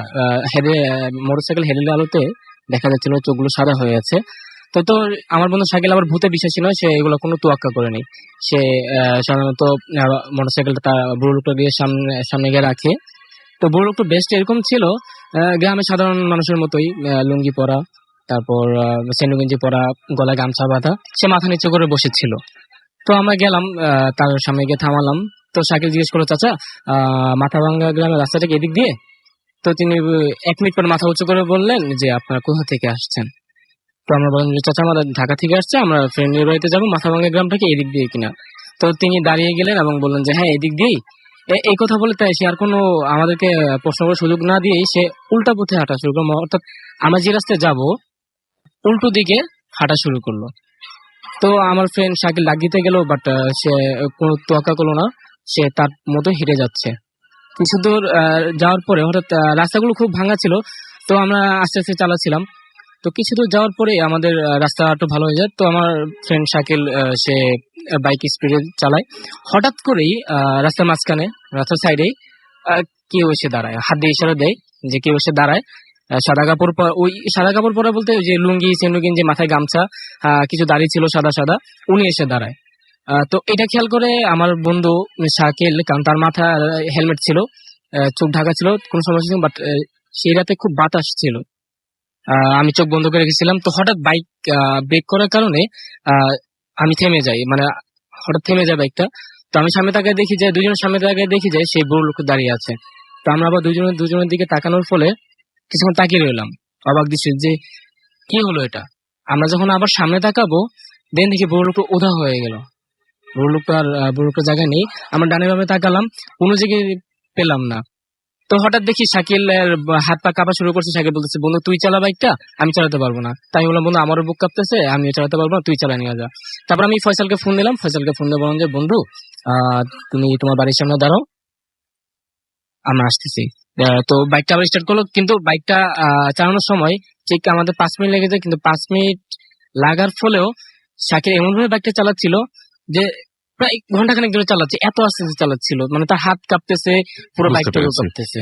ওকে, থ্যাংক ইউ ভেরি মাচ আপনার ঘটনার জন্য অনেক অনেক ধন্যবাদ। আমরা চলে যাব আমাদের পরবর্তী ঘটনায়, এবং আমাদের সঙ্গে এই মুহূর্তে যিনি ঘটনা শেয়ার করবেন তিনি স্টুডিওতে আসতে পারেনি, তিনি ইমেইল করেছেন আমাদেরকে। আমি তার ইমেইলটাই তার মতো করে আমরা পড়ে শোনাবো। তো আমাদেরকে দেখতে পাচ্ছি যিনি লিখেছেন, তিনি লিখেছেন যে হ্যালো, আসসালামু আলাইকুম রাসেল ভাই এন্ড মাসুম ভাই, আশা করছি ভালোই আছেন। আমি ভূত এফএমের রেগুলার শ্রোতা। আমার সেমিস্টার ফাইনাল চলার কারণে আমার পক্ষে স্টুডিওতে আসা সম্ভব না, এবং আমি দুঃখিত যে প্রাইভেসির কারণে আমি আমার পুরো পরিচয় দিতে পারছি না। আমি বর্তমানে একটি ইঞ্জিনিয়ারিং ভার্সিটির 3য় পর্বে অধ্যয়নরত। আজকে আমি আমার এবং আমার পরিবারের সাথে ঘটে যাওয়া ঘটনা আপনার সাথে শেয়ার করতে যাচ্ছি। আমার ঘটনাটি একটু বড়, আশা করি পুরো ঘটনাটি পড়ে শোনাবেন। আমার ঘটনা, আমার সাথে ঘটে যাওয়া ঘটনাগুলো কোনো একটি ঘটনা নয়, আসলে অনেকগুলো ঘটনার সমষ্টি বলতে গেলে। আমি একদম ছোটবেলায় ঘটনা দিয়ে শুরু করি। তখন আমি পড়ি ক্লাস 1-এ। আমাদের বাসার সামনে একটি ছোট মাঠ ছিল, যেখানে আমরা বন্ধু বান্ধব মিলে ক্রিকেট খেলতাম। একদিন খেলার মাঝে আমি আউট হয়ে যাই, ফলে ব্যাটটা পরের ব্যাটসম্যানকে দিয়ে স্ট্যাম্পের পেছনের দেয়ালে হেলান দিয়ে পরের ম্যাচের জন্য ওয়েট করতে থাকি। প্রায় 3-4 মিনিট হেলান দিয়ে দাঁড়িয়েছিলাম। আমার কেন যেন মনে হচ্ছিল যে কোনো নরম পেটের উপরে হেলান দিয়ে দাঁড়িয়ে আছি। আমি ভেবেছিলাম পেছনের দেয়ালে মোষের কলোনির কারণে এরকম হতে পারে, এবং তাই তো এতটা পাত্তা দেয়নি প্রথমে। পরে মনে হওয়া শুরু হলো যে নরম জিনিসটা একটু উপর নিচ হচ্ছে, যেমনটা মানুষ নিঃশ্বাস নিলে হয়। এবার আমি একটু ভয়ে পেছনে ঘুরে আমার গায়ের নিচের কোনো পোকামাকড় পড়লো কিনা তাই দেখি। পেছনে ঘোরার সাথে সাথে আমি উল্টে মাটিতে পড়ে যাই। দেখি যে দেয়ালটা আমার থেকে মিনিমাম 4-5 হাত দূরে ছিল। যখন আমি অন্য কিছুর উপরে হেলান দিয়ে দাঁড়িয়েছিলাম সেই দেয়ালটা মনে করে, অর্থাৎ আমি যেটাতে হেলান দিয়েছিলাম সেটা, অর্থাৎ উনি যেটাতে হেলান দিয়েছিলেন সেটা তো কোনো দেয়ালই ছিলই না। দেয়ালটা বেশ 4-5 হাত দূরে ছিল। আমার কাছে বলতে গেলে তখন শুধু আমার সমবয়সী একজন বন্ধু দাঁড়িয়েছিল, যে কিনা তাও কমপক্ষে 8-10 হাত দূরে দাঁড়িয়ে আছে উইকেট কিপার হিসেবে। আমি অদৃশ্য কার বা কিসের ওপর এতক্ষণ দাঁড়িয়েছিলাম আমি আজও জানি না। এর পরের ঘটনায় যাচ্ছি। এটা শুধু আমি না, আমার পুরো ফ্যামিলি ফেস করে। আমার বাবা পেশায় একজন ডক্টর। হয়তোবা ওনার কারণেই আমাদের মাঝে ভূত, জিন বা প্যারানর্মাল কোনো বিষয় নিয়ে বিশ্বাসের চাইতে বৈজ্ঞানিক যুক্তিটাই বেশি যুক্তিযুক্ত মনে হয়েছে। আমি ঘটনায় আসি। আমরা তখন আগের বাসাটি ছেড়ে দিয়ে নতুন বাসায় উঠি। বাড়ির সামনে বড় একটি মাঠ ছিল, মাঠটি ঘেরা ছিল বাউন্ডারি ওয়াল দিয়ে, ফলে কেউ ঢুকতে পারত না। মাঠের আকৃতি ছিল একটা ফুটবল ফিল্ডের মতো। আমাদের বাড়ির সাথে কয়েকটা ছোট লিচু গাছ, তারপরে ওই মাঠ, তারপরে বাড়ির মেইন গেট। এই বাড়িটা নিয়ে আমি আর আমার ভাইয়া অনেক খুশি ছিলাম ঘটনা শুরু হবার আগ পর্যন্ত। মাঝে মাঝে বলে রাখা ভালো যে আমার বড় ভাইয়া আমার থেকে 3 বছরের বড়। প্রথম দিকের ঘটনাগুলো এত আহামরি ছিল না। আমি মাঝে মাঝে দেখতাম বাড়ির ভেতরে এক সাইড থেকে আরেক সাইডে সাদা স্বচ্ছ পর্দার মতো কিছু দ্রুত চলে যেত। আর দেখতাম যে বাড়ির সামনে লিচু গাছের নিয়ে সাদা কিছু দাঁড়িয়ে আছে, লিচু গাছের নিচে সাদা কিছু দাঁড়িয়ে আছে, তাকাতেই খুব দ্রুত চলে যেত। একটা ঘটনা দিনের মাঝে এতবার ঘটতো যে কিছু মনেও হতো না, যে এগুলো দেখলে মানে খুব বেশি নর্মাল মনে হতো সবকিছু। একদিন আব্বুকে ভাইয়া বলে যে ভাইয়াও নাকি সাদা অবয়ের মতো কিছু দেখে, ওটার দিকে তাকালেই খুব দ্রুত সরে যায়। আমি জানতাম না কিছু, কিন্তু ভাইয়া এগুলো দেখে এইটা সম্পর্কে। আমি জানাই আব্বুকে যে আমার সাথে ব্যাপারটা ঘটে। আব্বু ব্যাপারটা কানে নেন না, বলেন এইসব কিছু না। যেহেতু ভয় লাগতো না এটা নিয়ে, তাই মাথা ঘামানোর প্রশ্নই ওঠেনি আমাদের কারো। এরপর 6 মাস পরের কথা। রাতের খাবার খেয়ে আমরা উঠেছি মাত্র, আমি শুনলাম যে গেটের বাইরে থেকে দাদুর গলায় কেউ ভাইয়ার নাম ধরে ডাকছে। আমি ভাবছিলাম যে হয়তো ভুল শুনছি, কিন্তু ওই দিক থেকে ভাইয়া বলে উঠলো, আচ্ছা আমার নাম ধরে দাদু ডাকছে না? আমি তখন বললাম, আমিও শুনছি ডাকটা, একবার না কয়েকবার শুনছি। আবার আমরা যদি শুনে থাকি তাহলে অবশ্যই আম্মুরও শোনার কথা। আব্বুকে বললাম আমার কথাটা, মেইন গেট থেকে কেউ এসেছে নাকি এটা চেক করার জন্য। বলার সাথে সাথে আব্বু বলে দরকার নেই বাইরে যাবার। যথারীতি বিষয়টা ইগনোর করা হয়ে গেল। বাই দ্য ওয়ে, বলে রাখা ভালো, এই ঘটনার বছর খানেক আগে আমার দাদু মারা গিয়েছিলেন। এসবের কি কারণ আমি জানি না, কিন্তু বাড়ি ছাড়ার কিছুদিন আগে আমরা জানতে পারি যে বাড়ির সামনের মাঠের কর্নারে নাকি অনেকগুলি অস্থি পাওয়া যায় এবং এবং এখানে যেটা ব্যাপারটা ঘটেছিল অনেক আগেই বলতে হবে, যে অনেক লাশগুলো যুদ্ধেরও আগের বলে মনে করা হয়। কারণ যুদ্ধের সময় জায়গা ছিল পুরো জঙ্গল, আর যুদ্ধের সাথে সম্পর্কিত হলে আশেপাশের কিছু জায়গার কথা ছিল বা বধ্যভূমি হিসেবে পরিচিতি লাভ করার কথা ছিল। এই লাশের সাথে কি সম্পর্ক ঘটনার তা জানি না, কিন্তু সবাই লাশের কথা উল্লেখ করে বলে আমিও করলাম। যেমনটি আমি বলেছি যে আমার কোনো ঘটনা একটি ঘটনা না, এখানে অনেকগুলো ঘটনার মতন। তাই পরের ঘটনায় যাচ্ছি। আমার বাসা ছেড়ে নতুন বাসায় উঠি। এটা বলতে গেলে একটা অ্যাপার্টমেন্ট, একটা ফ্লোরে 2টা করে ইউনিট। আমাদের পাশের ইউনিটে একটা ফ্যামিলি থাকতো। তো যাই হোক, আমরা নতুন বাসায় ওঠার পর ভালোই যাচ্ছিল দিনগুলো। আমাদের ফ্ল্যাট ছিল টপ ফ্লোরে, ভেতরে বেশি আলো আসার জন্য বাসার ছাদের মাঝে একটা বড় গ্রিল দিয়ে ঘেরা ছিল, লাইট পাসিং পিভিসি শীট দিয়ে তৈরি করা একটা ফাঁকা জায়গা ছিল। আমরা দুই ফ্ল্যাট মিলেই শেয়ার করতাম ওই ভেন্টিলেটরটা। একদিন রাতে 2টার দিকে আমাদের ঘুম ভেঙে যায়। কে যেন ওই ভেন্টিলেটরে খুব জোরে কিছু দিয়ে বাড়ি দিচ্ছে। দুই ফ্ল্যাটের সবার ঘুম ভেঙে যায়। সবাই মিলে ভেন্টিলেটরের কাছে আসার পরেও শব্দটি চলতেই থাকে। আমরা নিচ থেকে চিৎকার করি যে কে কে শব্দ করছে, কোনো জবাবই আসে না। একসময় খুব বিরক্ত হয়ে ছাদের চাবি নিয়ে যাওয়া হয় এবং বলে রাখা ভালো যে ছাদে গেট বন্ধ ছিল আর চাবি শুধু আমাদের দুই ফ্যামিলির কাছেই থাকতো। আমরা শব্দ শুনতে শুনতেই ছাদে যাই। গেট খোলার সাথে সাথে শব্দ বন্ধ হয়ে যায় আর ছাদে গিয়েও দেখি কেউ নেই। চারিদিকে দেখা হলো, কেউ নেই। এত দ্রুত কিভাবে পালাবে জানা নেই, কারণ ছাদের গেট খুললেই চোখের সামনে ভেন্টিলেটর আর ছাদটাও বিশাল। ধরলাম যে কেউ দৌড়িয়ে পালিয়ে গেল, কিন্তু গেলটা কই? চোরের তো উঠতে পারার কথা না, আবার ফ্ল্যাশের মতো স্পিড থাকার কথা না। আর প্রথম কথা হলো যে চোর তো নিঃশব্দে কারো বাড়িতে ঢোকার কথা না। বাড়ির বাইরে ঘুম থেকে তুলে চুরি করার মাঝে কোনো যৌক্তিকতাও নেই। আর এই ঘটনাটি কয়েকবার ঘটে। পরের বার একই রকম শব্দ হলে সবাই ভেন্টিলেটরের নিচে এসে দাঁড়াতো। কেউ দেখতো যে ছাদে, কিন্তু কেউ ছাদে যাওয়ার আর সাহস করেনি।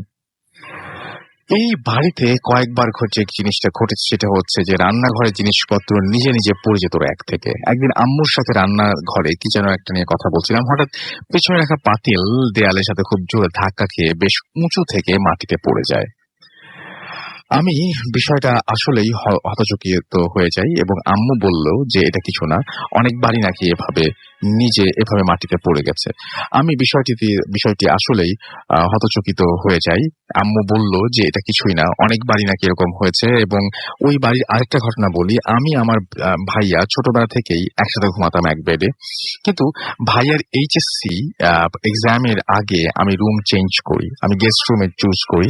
আমার মা অনেক রাতে তাহাজ্জুদের নামাজ পড়তেন। আমাকে শুধু একবার বললেন যে গেস্ট রুমে ঘুমাতে পারবো নাকি একা একা। আমি ভাবলাম যে নিজের রুমে টিভি আছে, তার উপরে আম্মু অনেক রাত পর্যন্ত জেগে থাকে ভাইয়ার পরীক্ষার জন্য, ভাইয়াও 3টা-4টার আগে ঘুমোতে যায় না, এটাতে কারো কিভাবে সমস্যা হতে পারে। মজাতেই রাজি হয়ে গেলাম গেস্ট রুমে। হঠাৎ এক রাতে ঘুম ভেঙে যায় আমার। কে যেন বিছানায় খুব জোর জোর ঝাঁকি দিচ্ছে। আমি ভূমিকম্প মনে করে দৌড়িয়ে ভাইয়ার রুমে যাই, দেখি ভাইয়া স্বাভাবিকভাবে পড়ছে এবং আমি বলি যে কোনো ভূমিকম্প হয়েছে নাকি? ভাইয়া বলল যে না, ভূমিকম্প তো হলে টের পেতাম, কিন্তু খাট যেভাবে কাঁপছিল এভাবে ভূমিকম্প হলে হয়তো বাড়িটাই ধুলোয় মিশে যেত। কিন্তু এটাই শেষ ছিল না, এরপরে আরো 15-20 বার একই ঘটনা ঘটেছে এবং পরবর্তী 1 বছরেই ঘটেছে ওই রুমে। ঘুম ভেঙে যেত, একটু ভয় লাগতো ঠিকই, কিন্তু টিভিটা অন করে আমরা সেটা থেকে রেহাই পেতাম আর কি। টিভিটা অন করে আছে এবং আমরা ঘুমিয়ে যেতাম। অন্য একদিন রাতে আমার ঘুম ভেঙে যায় প্রচন্ড শব্দটা এত জোরে ছিল যে আমি প্রায় মশারি ছিঁড়ে বেরিয়ে এসেছিলাম রুম থেকে।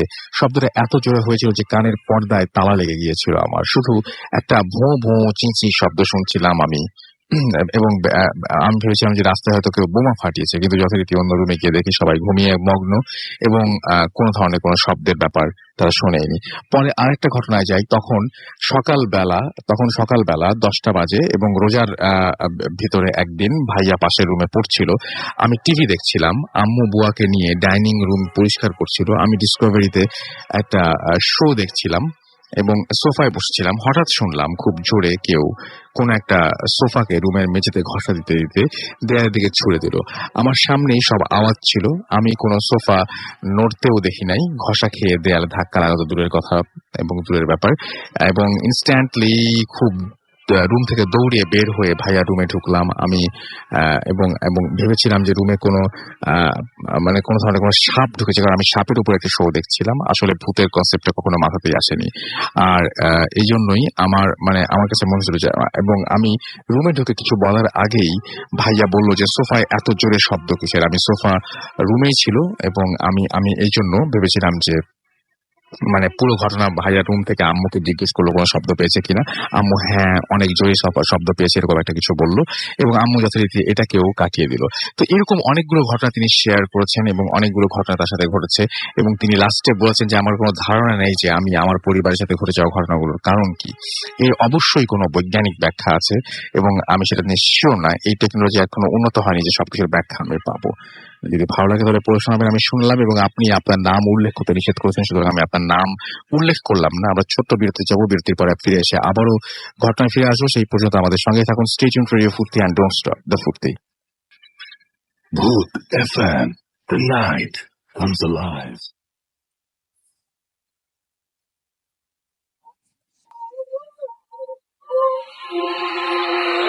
শুনছেন সবসময় রেডিও ফুর্তি 8.2 FM। আমি রাস্তাল আছির সাথে, আমার সাথে রয়েছে মাসুম এবং আজকে অতিথিরা আপনাদের সবাইকে আরো একবার স্বাগত জানাচ্ছি ভূত এফএম এ। এবং একটার পর একটা দারুণ দারুণ ঘটনা শুনছি আমরা এবং সেই সাথে আপনারাও টেক্সট করছেন আমাদেরকে এবং সেই টেক্সটগুলো আমরা পড়তেও চাই একে একে। এবং আমাদের সাথে ফেসবুকে আপনারা অনেকে আছেন দেখতে পাচ্ছি। তো যারা আমাদের সঙ্গে আছেন তাদেরকে একটা ঘটনা জানিয়ে দিই, সেটা হচ্ছে যে এই 31 আমরা উদযাপন করছি ভূতের দিন। আমরা বলেছিলাম যে আমরা আপনাদের কাছে জানতে চেয়েছিলাম যে এই স্পেশাল দিন থেকে কিভাবে সেলিব্রেট করা যায়। আপনারা অনেক ধরনের বুদ্ধি দিয়েছেন আমাদেরকে, থ্যাংক ইউ ভেরি মাচ। এবং আমরা সবকিছু মিলিয়ে একটা কিছু প্ল্যান করছি, সেটা আপনাদের জন্য সারপ্রাইজ থাকলো। আমরা কিছু SMS দেখতে পাচ্ছি। ফরহাদ আমাদেরকে SMS করেছেন তার লাইফে একটা ডিফিকাল্ট দিন, এবং আমাদেরকে মীর অপু বলেছেন SMS করেছেন, এবং আমাদেরকে দেখতে পাচ্ছি যে SMS করেছেন এবি ফ্রম ব্র্যাক ইউনিভার্সিটি। এছাড়া আমাদেরকে দেখতে পাচ্ছি SMS করেছেন মাহাদিয়া ফ্রম ইন্দিরা রোড। এছাড়া আমাদেরকে দেখতে পাচ্ছি এখানে SMS করেছেন দেখতে পাচ্ছি বিথি এবং তিনি লিখেছেন আই লাভ ভূত এফএম। মাসুম এবং মিম ফ্রম কুড়িগ্রাম আমাদের SMS করেছেন কুড়িগ্রাম চিলমারি থেকে। খুব ভালো হচ্ছে রাসেল ভাই, থ্যাংক ইউ ভেরি মাচ আমাদের সঙ্গে থাকার জন্য, অনেক দূর থেকে শুনছেন। শাহাবুদ্দিন আমাদের SMS করেছেন আমাকে রাতুল। অপূর্ব আমাদের সাথে আছেন, লামিসা আমাদের সাথে আছেন এবং তিনি লিখেছেন আনবিলিভেবল। হ্যাঁ অনেক কিছু আনবিলিভেবল। আমাদেরকে দেখতে পাচ্ছি রাজশাহী থেকে শুভ SMS করেছেন। রাজু এবং ইকবাল বরিশাল থেকে আমাদের সঙ্গে আছেন। আমাদের সঙ্গে রয়েছেন দেখতে পাচ্ছি সাবাহ। এছাড়া আমাদের সঙ্গে রয়েছেন স্যাম মিরপুর থেকে। এছাড়া আমাদের শার্লি আমাদের সাথে আছেন, তিনি এবং তার হাজবেন্ড একসাথে শুনছেন আমাদের সাথে আছেন দেখতে পাচ্ছি। এছাড়াও আরো অনেকে, আপনি থাকতে চান তাহলে মোবাইলের মেসেজ এখানে গিয়ে টাইপ করুন ফুর্তি FORTI ফুর্তি স্পেস আপনার নাম স্পেস আপনার মেসেজ পাঠিয়ে দিন 9840 নাম্বারে। আমাদের ইমেইল করতে চান, আমাদের ইমেল অ্যাড্রেস হচ্ছে bhutfm@fuርቲ.fm which is BHWTFM@radioFORTI.fm। আপনার নাম, ঠিকানা এবং ফোন নাম্বার সহ আপনার জীবনে ঘটে যাওয়া বা আপনার জানা সেরা ঘটনা লিখে পাঠিয়ে দিন আমাদের কাছে। ঘটনা শুরুতে অবশ্যই উল্লেখ করুন যে ঘটনাটি আপনি স্টুডিওতে এসে শেয়ার করতে চান, নাকি আপনি চান আপনার ঘটনা আমরা পড়ে শোনাই। যারা দেশের বাইরে রয়েছেন তারা অডিও ক্লিপ পাঠাতে পারেন। আমি আরো একবার মনে করে দিই যে এই 31 তারিখে যেহেতু আমাদের স্পেশাল একটা এপিসোড আমরা করছি, অর্থাৎ এই সানডেতে 30 তারিখ থেকে 31 তারিখ মানে যাবে, অর্থাৎ 30 তারিখ রাত 11:59 আমরা শুরু করব, 31 তারিখে গিয়ে পড়বে এবং সেদিন হ্যালোইন। আমরা এই শো এর মধ্যেই আমরা সেই ভূতের দিনটা উদযাপন করা শুরু করবো। সুতরাং আপনাদের ঘটনা চাই, প্রচুর ঘটনা আপনারা পাঠান এবং অবশ্যই ঘটনা পাঠাতে হলে যেটা করতে হবে সেটা হচ্ছে আমাদের ইমেল অ্যাড্রেসটার মধ্যে মনে রাখতে হবে, আমরা বলে দিয়েছি। এছাড়া আমাদের যে ফেসবুক পেজ রয়েছে www.facebook.com/bhutfm.russell, সেখানে গেলে আপনারা ইমেল অ্যাড্রেসের দেখবেন যে সেন্ড ইমেইল বলে একটা বাটনই রয়েছে, সেটা ক্লিক করলে আপনি প্রেস করলে আপনি পেয়ে যাবেন। এছাড়া আমাদের সাথে রয়েছেন, আমাদের সাথে আছে দেখতে পাচ্ছি, আমাদের সাথে ফেসবুকে আপনি থাকতে পারেন www.facebook.com/radio.ফুর্তি এই পেজে গিয়েও, এবং আপনি দেখতে পারেন যে কারা আমাদের সাথে পার্টিসিপেট করছেন। আমি দেখতে পাচ্ছি এখনো অনেকে আছেন আমাদের ফেসবুকে। রায়হান আমাদের সাথে আছেন, আরমান আলী আশিক আমাদের সাথে রয়েছেন, আমাদের সাথে রয়েছেন মোহাম্মদ হুজাইফা। এছাড়া রোহান আমাদের সাথে আছেন, রোহান আহমেদ মিল্টন। এছাড়া আমাদের সাথে নাজমুল হুদা আমাদের সাথে রয়েছেন, রউফ ইসলাম আমাদের সাথে আছেন, আমাদের সাথে রয়েছেন দেখতে পাচ্ছি। এছাড়াও এখানে সাইল ইস্তেখার। এছাড়াও আমাদের সাথে রয়েছেন দেখতে পাচ্ছি মোহাম্মদ এবি। তারপর আমাদের সাথে রয়েছেন দেখতে পাচ্ছি তিয়ানা রোজ রহমান। এছাড়া আমাদের সাথে রয়েছেন দেখতে পাচ্ছি আরো অনেকেই, রায়হান মনির, MD শাহিদ, রিয়াজ মির্জা সাকিম। অদৃশ্য সীমানা সহ আরো অনেকে। তো যাই হোক, যারা আমাদের সঙ্গে আছেন তাদেরকে অনেক অনেক অনেক অনেক ধন্যবাদ। আমরা চলে যাব আমাদের পরবর্তী ঘটনায় এবং আমাদের সঙ্গে একজন অতিথি আছেন, আমরা তার ঘটনা শুনবো। আপনার নামটা প্লিজ একটু বলবেন, তারপর আপনার ঘটনায় যাব আমরা। ধন্যবাদ। আমার নাম এস আহমেদ বিতান। জি। আমি রাজবাড়ী জেলার পাংশা থানা শাওরাইল আমার বাড়ি। তা আমি যে কাহিনীটা বলবো সেটা একেবারে আমার জীবনের সত্যিকারের কাহিনী, এবং যাদের বয়স 50-এর উপরে আছে তারা সবাই এই কাহিনীর ব্যাপারটা জানে, আর 50-এর নিচে যারা আছেন তারা হয়তো কেউ ট্রাস্ট করবেন না, কেউ করবেন, সেটা তাদের ব্যাপার। কিন্তু যেটা আজকে আমি বলবো সেটা একটা সত্যিকার মহামারীর কাহিনী। আচ্ছা, আমি তার আগে একটু বলে দিই সবাইকে, সেটা হচ্ছে যে আমরা জানি যে এখন চিকিৎসা বিজ্ঞান অনেক উন্নত, এবং তারপরেও এক সময় এই ধরনের বিশ্বাসগুলো ছিল, এবং যাদের এই বিশ্বাস রয়েছে তাদের কাছ থেকে আপনি এই বিশ্বাস কোনোদিন ফিরিয়ে দিতে পারবেন না। সুতরাং আপনি বিশ্বাস আর অবিশ্বাস যাই করেন না কেন, ঘটনাটা শুনবেন এটা আশা করব। তো আমরা চলে যাই ঘটনায়। তখন ওই 65 সাল হবে, 1965 সাল হবে। আমি 5-6 বছর বয়স তখন আমার, একেবারে ছোট, কিন্তু কাহিনীগুলো এখনো আমার চোখের সামনে ভাসে। সারা দেশ জুড়ে ভীষণ মহামারী, পুরা জনপদ একের পর এক ধ্বংস হয়ে যাচ্ছে, মানুষ মারা যাচ্ছে, কবর দেওয়ার পর্যন্ত জায়গা থাকছে না, এমন অবস্থা। মানুষ মরছে কলেরা আর গুটি বসন্ত একসাথে। বলে রাখা প্রয়োজন যে কলেরা কি গুটি বসন্তর ভ্যাকসিন তখনও হয়নি আবিষ্কার। তা আমাদের গ্রামে থেকে হঠাৎ শুরু হলো মহামারী। আমাদের গ্রামে আরম্ভ হইলো, পুরা ইউনিয়ন, পুরা থানা পর্যায়ে চলে গেল, ডিস্ট্রিক্ট পর্যায়ে পুরা মহামারী ছড়ায় পড়ছে। গুটি বসন্ত আর কলেরা। আচ্ছা।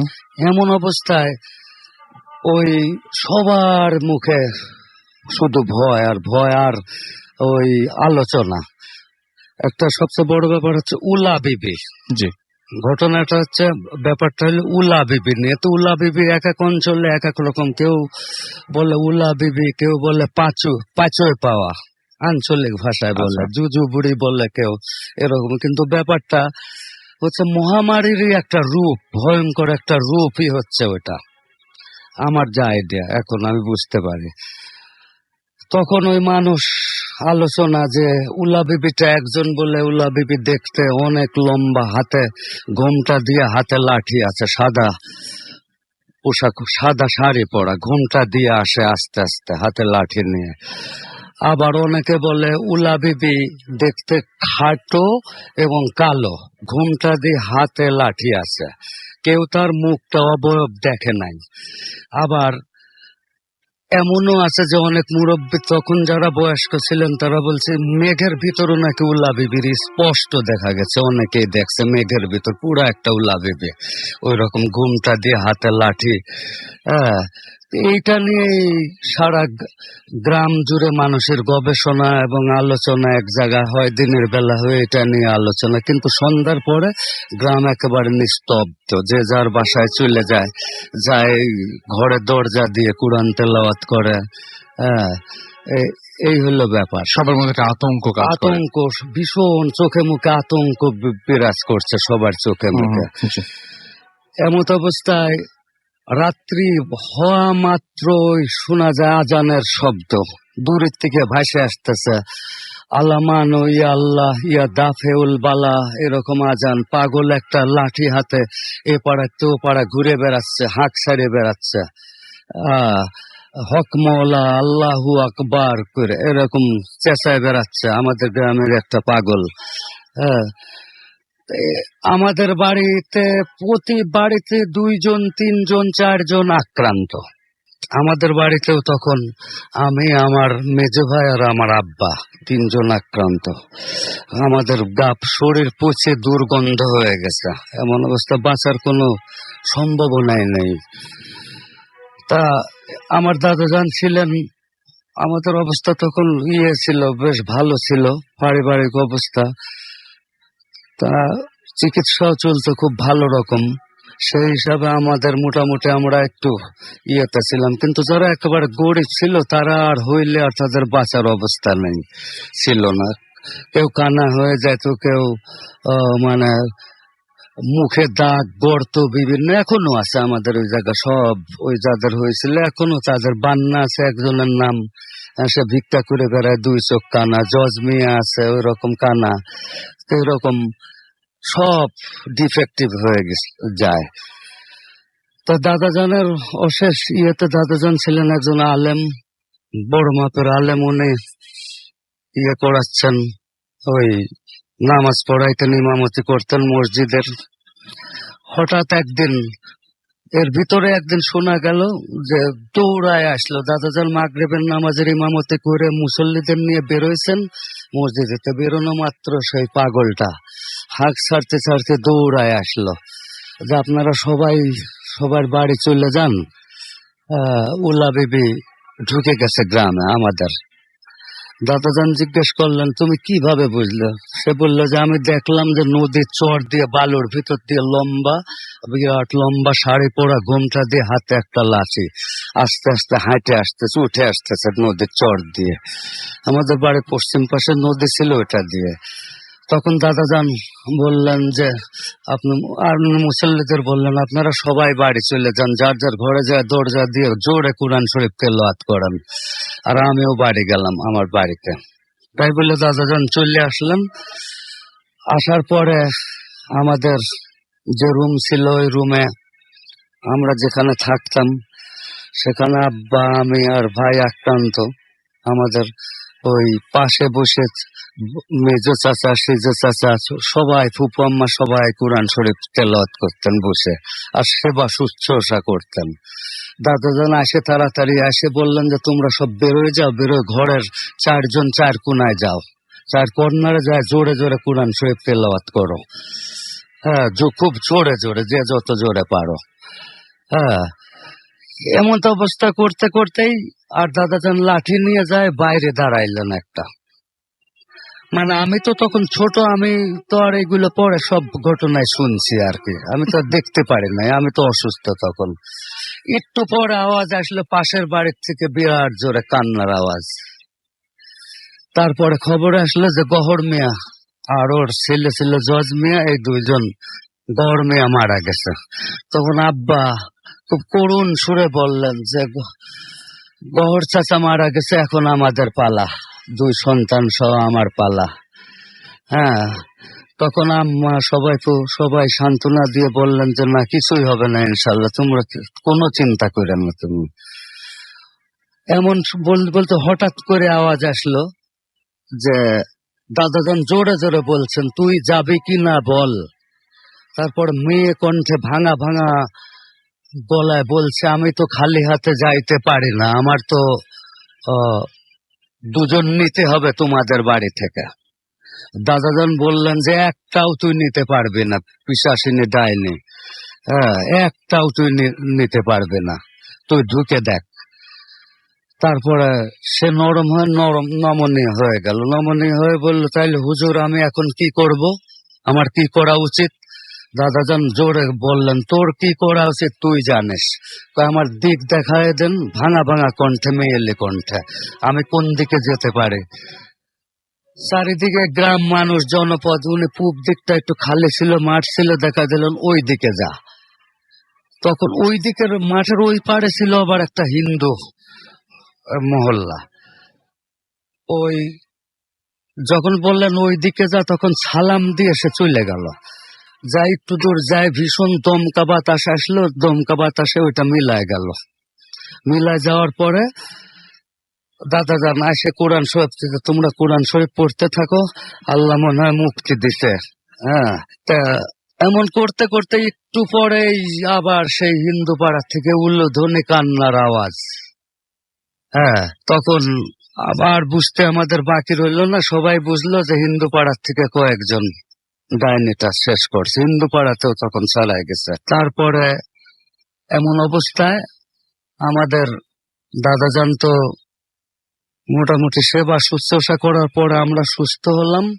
সুস্থ হওয়ার পরে তখন গ্রামের থেকে আস্তে আস্তে মনে করেন ওই মহামারীটা কমে আসতে লাগলো, পুরা গ্রাম তখন করা ছিল, বন্ধ তো করা আপনার ছিল। দাদাজান যিনি বলছেন তিনি হচ্ছেন নিজের চোখে এই ওলা বিবি যেটা বলছেন আপনি সেটা দেখেছেন। হ্যাঁ, আমার আমার আমার ধারণা ছিল যে উনি আসতে তখন বসন্ত ছড়িয়ে পড়ে, তা না, মানে কলেরা বা বসন্ত হওয়ার পরে তারপরে উনি আসেন। হ্যাঁ, কলেরা বসন্ত হওয়ার পরে আসে। পরে আচ্ছা আচ্ছা এটা আচ্ছা, এটা কিন্তু সবাই জানে, যারা প্রবীণ তারা সবাই জানে যে ওরা, কেউ বলে ওরা 7 বোন, আচ্ছা কেউ বলে ওরা 5 বোন, কেউ বলে 2 বোন, ওরা ওই উলা বেবে। ওটা একটা আর কি মহামারীর রূপ। তা আমাদের গ্রামের চারপাশে দাদাজান বন্ধ করে দিছিলেন, তারপরেও সেটা কাজ হয় না ওই বন্ধতে।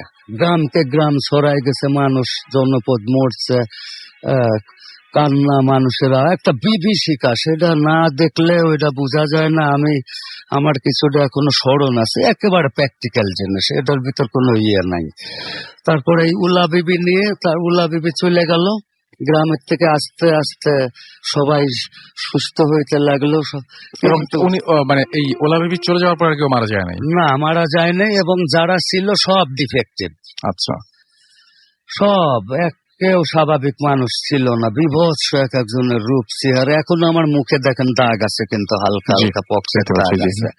সেই সময়কার কথা আমার মনে আছে। তা ওই আর কি, এখন ভাবি যে যাদের অক্লান্ত পরিশ্রমে এই কলেরার ভ্যাকসিন, গুটি বসন্তের ভ্যাকসিন আবিষ্কার হয়েছে, যারা করছেন জিনরা, ওনাদের আল্লাহ বেহেশতে নসিব করুক, গুনাহগারটা মাফ করে, যে ধর্মেরই হোক না কেন।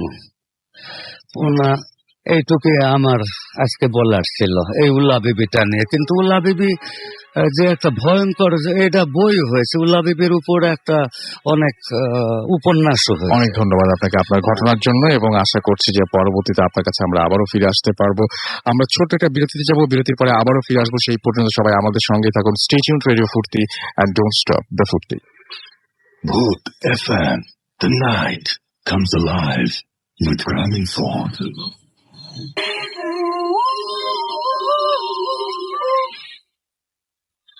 Yes, the night comes alive with Gramophone, and Gramophone এর উদ্যোগেই আগামী 31 তারিখ অর্থাৎ 30 তারিখ রাতে, রবিবার রাত 11:59 আমরা থাকবো 6 সিজনে, এবং সেখানে আপনারা সরাসরি ভূত এফএম আমাদের সাথে আপনারা উপভোগ করতে পারবেন, এবং সেই সাথে আপনারা পাবেন ওখানে বেশ কিছু হরর এক্সপেরিয়েন্স। সো অবশ্যই জয়েন করুন আমাদেরকে এই সানডেতে। আর আমাদের যাবার সময় হয়ে গেছে, বাট হ্যাঁ, যাওয়ার আগে বলেছে একটা অডিও ক্লিপ প্লে করে তারপরে যাব। সুতরাং অডিও ক্লিপটি আপনারা শুনতে পারবেন। শরীফ লালবাগ থেকে আমাদের এসএমএস করেছেন আমাদেরকে অ্যারোমা, আর যে অ্যারোমা বনশ্রী থেকে। এছাড়া আমাদের এসএমএস করেছেন রিয়াজুল ইসলাম লাদিন, এসএমএস করেছেন লাস্ট স্টোরিটা ওলা বেবি ওয়াজ অসম, তাই লিখেছেন। মিশন বাংলা বাজার গাজীপুর থেকে লিখেছেন, এবং আমাদের সাথে রয়েছেন দেখতে পাচ্ছি রাজশাহী থেকে উম্মে সেফা শরীফ আমাদের সাথে রয়েছেন, রোহান আমাদের সাথে রয়েছেন, এবং ওলা বিবির কথা যে রিয়েল সেটা তিনি বলছেন। আমি জানতাম যেটা আপনাদের ভালো লাগবে, জন্য লাস্ট রেখে দিয়েছিলাম। টম অ্যান্ড জেরি গোপালগঞ্জ থেকে আমাদের এসএমএস করেছেন, নিবিড় আমাদের এসএমএস করেছেন। এছাড়াও দেখতে পাচ্ছি প্রান্ত, মেহেদি রাজশাহী এসএমএস করেছেন। রাজশাহী মেডিকেল কলেজের ঘটনাগুলো অনেক ভালো লাগে, এবং আমরা চাই যে মেডিকেল কলেজের ঘটনা আরো বেশি প্রচার করতে। সেক্ষেত্রে আপনাদেরও হেল্প লাগবে, আপনারা চাইলে আমাদের পাঠাতে পারেন সেগুলো। এবং যারা আপনাদের পরিচিত ডাক্তাররা রয়েছেন, যাদের কাছে সমস্ত ঘটনা রয়েছে, তাদেরকে উৎসাহিত করতে পারেন ভূত এফএম তাদের ঘটনা শেয়ার করার জন্য। আমি জানি অসংখ্য মানুষের কাছে অসংখ্য ঘটনা রয়েছে। জালাল মাহমুদ আমার সাথে রয়েছেন, যে অস্থির শো হয়েছে ভাই, থ্যাংক ইউ ভেরি মাচ আমাদের সঙ্গে থাকার জন্য। এছাড়া আমার সাথে রয়েছেন দুর্লভ, উৎস সহ আরো অনেকে। আপনাদের সবার সাথে কথা হবে আগামী রবিবার, আগামী শুক্রবার আগেই এই রবিবারে কথা হচ্ছে। স্পেশাল একটা এপিসোড ওয়েট করছে আপনাদের জন্য, এবং সেই সাথে স্পেশাল ট্রিক এবং ট্রিট দুটো একসঙ্গেই থাকবে। ট্রিট দেবে সিক্স সিজন হোটেল, এবং ট্রিট থাকবে ভূত এফএমে। সুতরাং অবশ্যই আপনারা চলে আসুন। আর যেটা করতে হবে সেটা হচ্ছে যে আমাদের সঙ্গে লাইভ আপনারা ঘটনা একদম সামনাসামনি দেখতে পারবেন যে ভূত এফএম কিভাবে হয়। আর সেই সাথে আগামী শুক্রবার আমরা আবারও ফিরে আসবো। আর এই স্পেশাল এপিসোডে আপনার ঘটনা যদি আপনি চান যে আপনার ঘটনা শেয়ার করা হোক, তাহলে বেশি বেশি করে আমাদের ঘটনা পাঠিয়ে দিন। আপনারা চলে যাচ্ছি আজকের মতো, এবং ফিরে আসবো আবারও রবিবারে। সেই পর্যন্ত সবাই ভালো থাকবেন, সুস্থ থাকবেন, মোস্ট ইম্পর্টেন্টলি থাকবেন, এবং যেতে যেতে প্লে করে যাচ্ছি একটা অডিও ক্লিপ। টাটা।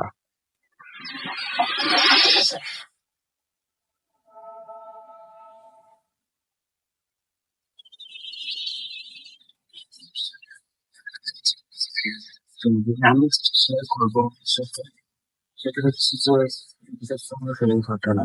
তো আমি এসএসসি পরীক্ষার পরে যে অক্সফোর্ড টেন্ডার, যে রেজাল্ট হওয়ার পর্যন্ত যে অক্সফোর্ড টেন্ডার ঘটনা, এই ঘটনাটা এর মধ্যেই ঘটে। নাম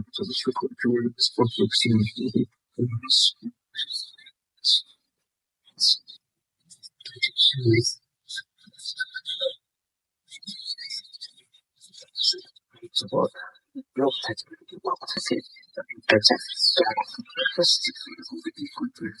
আমি হাত পেতে টাকা চাচ্ছি যে ভাই আমাকে একটা টাকা দেন। তো আমার হাতে জানানো ছিল ডান হাতে, আর বাম হাতে আমি 2 টাকা নোট গুলো বের করে রাখছি।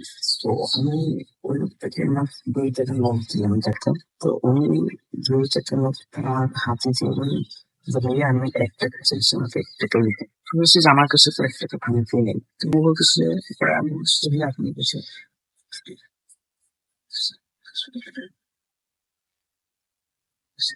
আমি সেটা জানি। তো আমার সে যে না আমার কিছু নেই বলে বলতেছে যে না আমি জানি, ভালো করে খুঁজে দেখেন, আপনি মিথ্যা বলছেন, অবশ্যই আপনার কাছে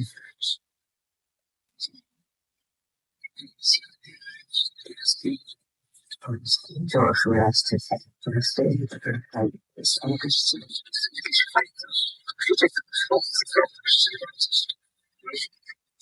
তো 1 টাকা আমি ম্যানেজার রেখে দিচ্ছি। তো ভাইয়া উনি বলতেছে যে না আপনার কাছে 1 টাকা আছে, 1 টাকা আমাকে দেন। তো আমি বলছি না আমার কাছে 1 টাকা নাই। তো উনি বলতেছে যে না আসলে ওটা আপনি দিতেই হবে। বলছি যে না ওটা আমি দেবো না। বলছি দিতেই হবে। তো আমি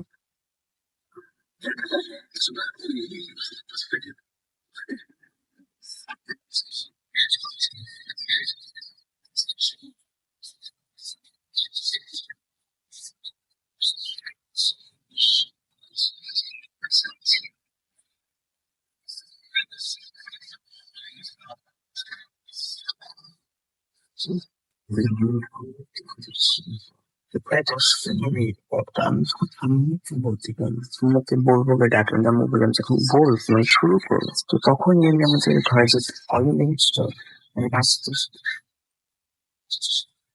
গেট খুলি, দরজা আমি গেট খুললাম। তো কি বলবো বিশ্বাস করবো না, আমি যে লোকটাকে মসজিদের সামনে দেখছি, ওই লোকটা লোকটা আমার বাড়ির সামনে মোটর সাইকেলে দাঁড়িয়ে আসি। উনি আমাকে যে 1 টাকা আমি রেখে দিয়েছি, 1 টাকা আমাকে ফেরত দিয়ে গেলেন এবং বললেন যে টাকাটা রেখে কাজে লাগবে। তো উনি এই কথাটা বললেন এবং চলে গেলেন, রাত্রি থেকে নামতেছে, নিচে থেকে নামতেছে। তো আম্মু সব দেখে বলছে কি করে ওই টাকা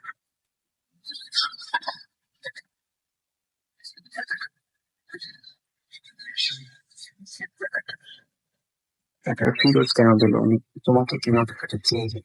তো আমি দৌড়ে নিচে যাই। তো নিচে যাই, তো আশেপাশে সে মধ্যে তো নাই। আমি সাথে সাথে তো বলতেছি নিচে কোথাও নাই, আশেপাশে কোথাও দেখি। তো আমি ঘরে চলে আসি, ওকে আমি আম্মুকে সত্যি করে বললাম যে আম্মু এই ঘটনা, বলছে যে আমার কাছ থেকে টাকা চাইছে।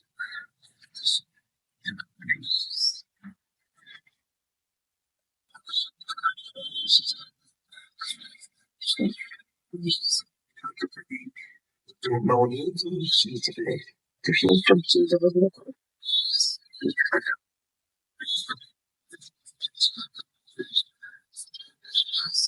বললাম যে 4 জন লোক আসছে, আসার পরে 4 জন লোক আসে, মানে ছায়ার মতো বড় চতুরাম্বা 4 জন লোক আছে। আসার পর আমাকে চোরামুষি করে, জোর করে চোরাচুরি করে নিয়ে যাওয়ার জন্য। তো পর্যায়ে উনি কাঁধে উঠেন। তো কাঁধে করে নিয়ে এখন মানে রওনা হন, তখন জোর করে কাঁধে নিয়ে রওনা হবে। তো তখন ঘুমটা ভেঙে গেছে। তো এর হচ্ছে যে ফজরের আগে দেখি ফজরে সকালবেলা থেকে শুরু করলাম। তো 1 সপ্তাহ হয়ে গেল। তো 1 সপ্তাহ হয়ে যাওয়ার পর চিন্তা করলাম যে না এটা আসলে আর না বললে পারা যাবে না, তাই আমি একটু শেয়ার করবো বলে চিন্তা ভাবনা করি। তো আমি যখন 1 সপ্তাহ পরে, তো তুমি যখন আমি একটু শেয়ার করতে এমন আমি রাত্রে স্বপ্ন দেখতেছি যে 4 জন লোক আসে আমাকে মানে কাঁধে করে নিয়ে যাওয়ার জন্য অনেক ধর্মুচি করে, নিতে পারে না, তখন ঘুমাই। আমি হচ্ছে বলো কি, আমিও তো 1 সপ্তাহ মানে আমিও তো আজকে 6-7 দিন ধরে তোমার মতো স্বপ্ন দেখতেছি যে আমি দেখতেছি যে তোমাকে 4 জন লোক এসে নিয়ে যাচ্ছে। তো আমিও ভয় পেয়েছি, আমিও ভয় পেয়েছি যে কি হচ্ছে। আমি আমি হচ্ছে ওই টাকার ঘটনাটা, যে টাকাটা দিয়ে গেছে লোকটা, বা ওই বিষয়ে আপনি কিছু বলেন, কারণ আপু তো রাগী মানুষ, বকাঝকা করে।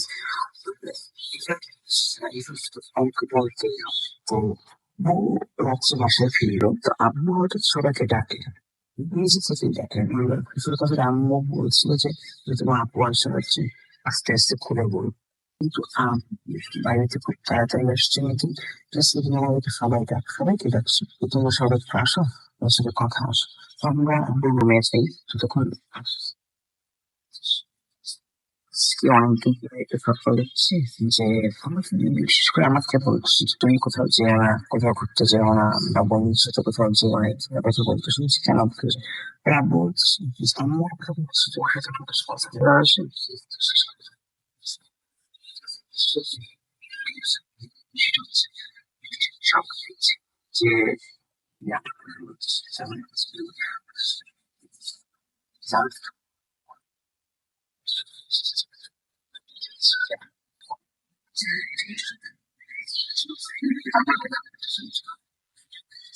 আমি ওদের খুশি, এটা অবশ্যই তোমার থেকে কিছু না কিছু চেষ্টা করে আপনি please আমি সব খুলে বলবো, টাকার ঘটনা, তারপরে সব খুলে বলবো।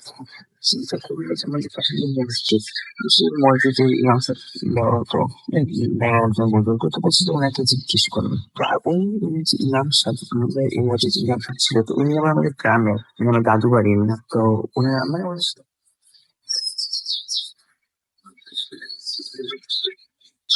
ওই, তো হুজুর হুজুর আবার আব্বু, মানে আব্বু আর আমার সামনে, আব্বু আমাকে নিয়ে গেছে, আব্বু আর আমার সামনে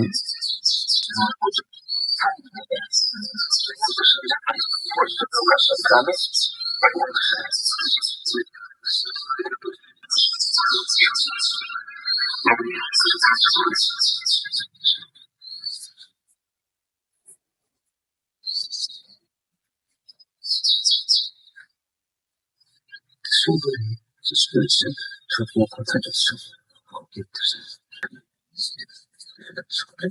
যখন আমি চাকার সঙ্গে মধ্যে থাকলে, তো সেই স্থিতি স্বাভাবিক কিন্তু তিনি চায় না, একটা কাজ করেন, আপনি আপনার ছেলেকে নিয়ে আসেন, গ্রামে নিয়ে আসেন, তো ওখানে ও আসলো, ঘুরেও গেল, বা আমার কাজটাও সুবিধা হলো খুব। তা আব্বু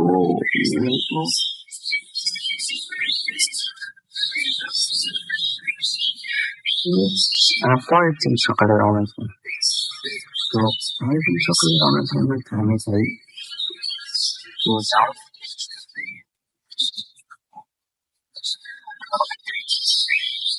কি বলবো ভাইয়া, উনি দেখার সাথে সাথে উনি বলতেছে যে ওকে তো জাদু করা হয়েছে, মানে ব্ল্যাক ম্যাজিক করা হয়েছে, কারো কাছে ওকে তো জাদু করা হয়েছে।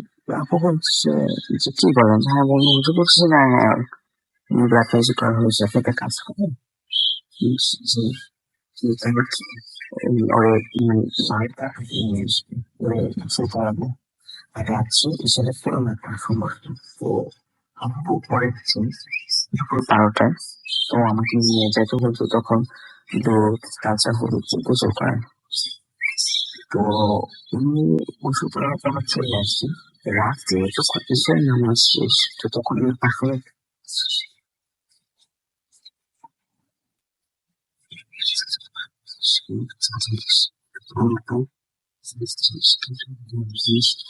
নামাজ না আসলে নাচ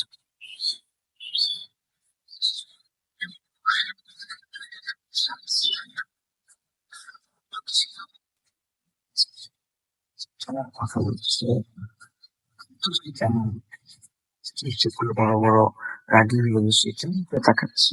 হঠাৎ করে বলতে লাগলেন যে আপনাকে ছেলে, আপনার ছেলে তো মানে ব্ল্যাক ম্যাজিক জাদু করা হয়েছে।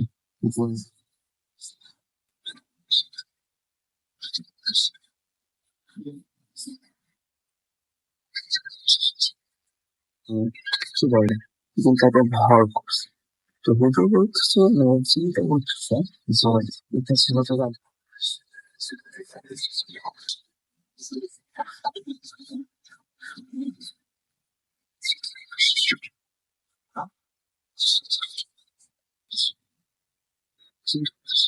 যে আমি আপনার সব প্রমাণ দেখাবো। তো ঠিক আছে, ঠিক আছে। তো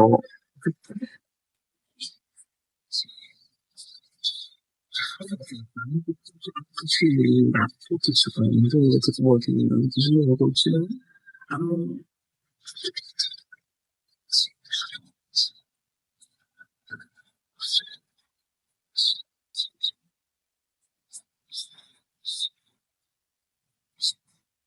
মায়ের এক ছেলে, আর ও তো তুলার আসে। তো তুলার আসে এক মায়ের ছেলে যে অনেক কিছু করা সম্ভব, জাদু না বা খারাপ পুরস্কার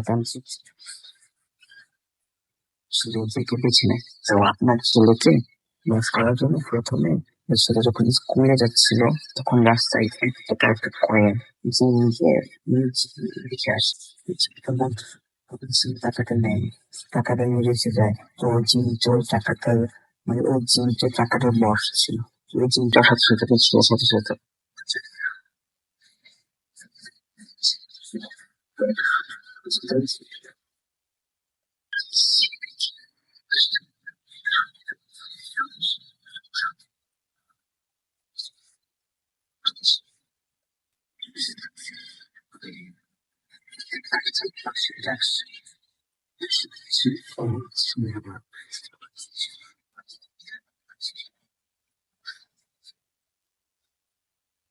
একটা যে মিউজিক থেকে শুনেছি, মিউজিকটা কারণ হচ্ছে এটা মাইন্ড করে হতে টাকাটা নিয়েছে, টাকাটা নিয়েছে মাইন্ড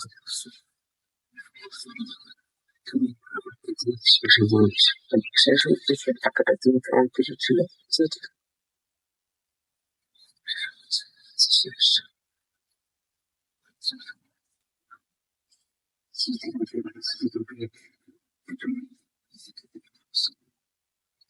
যে টুকটুকিটা ছিল সেটা হচ্ছে যে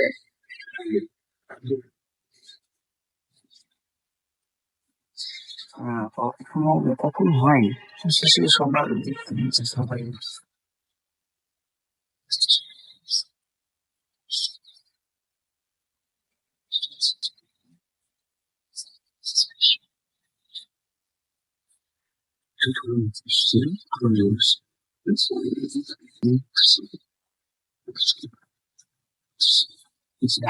টাকাটা না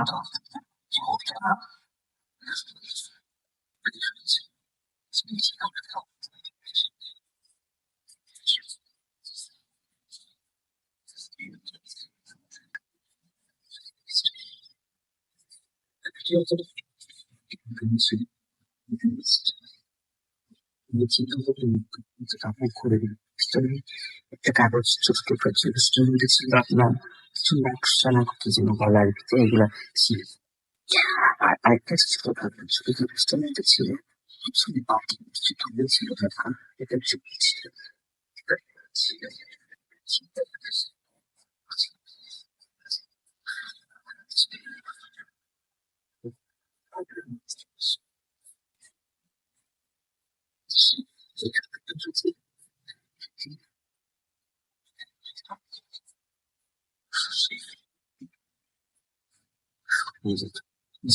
ফুরম্বন দেওয়া যখন যখন আমি মুসলিম দেখেছি, আমি দেখছি মুর্শিদাবাদ ওখানে দেখেছি।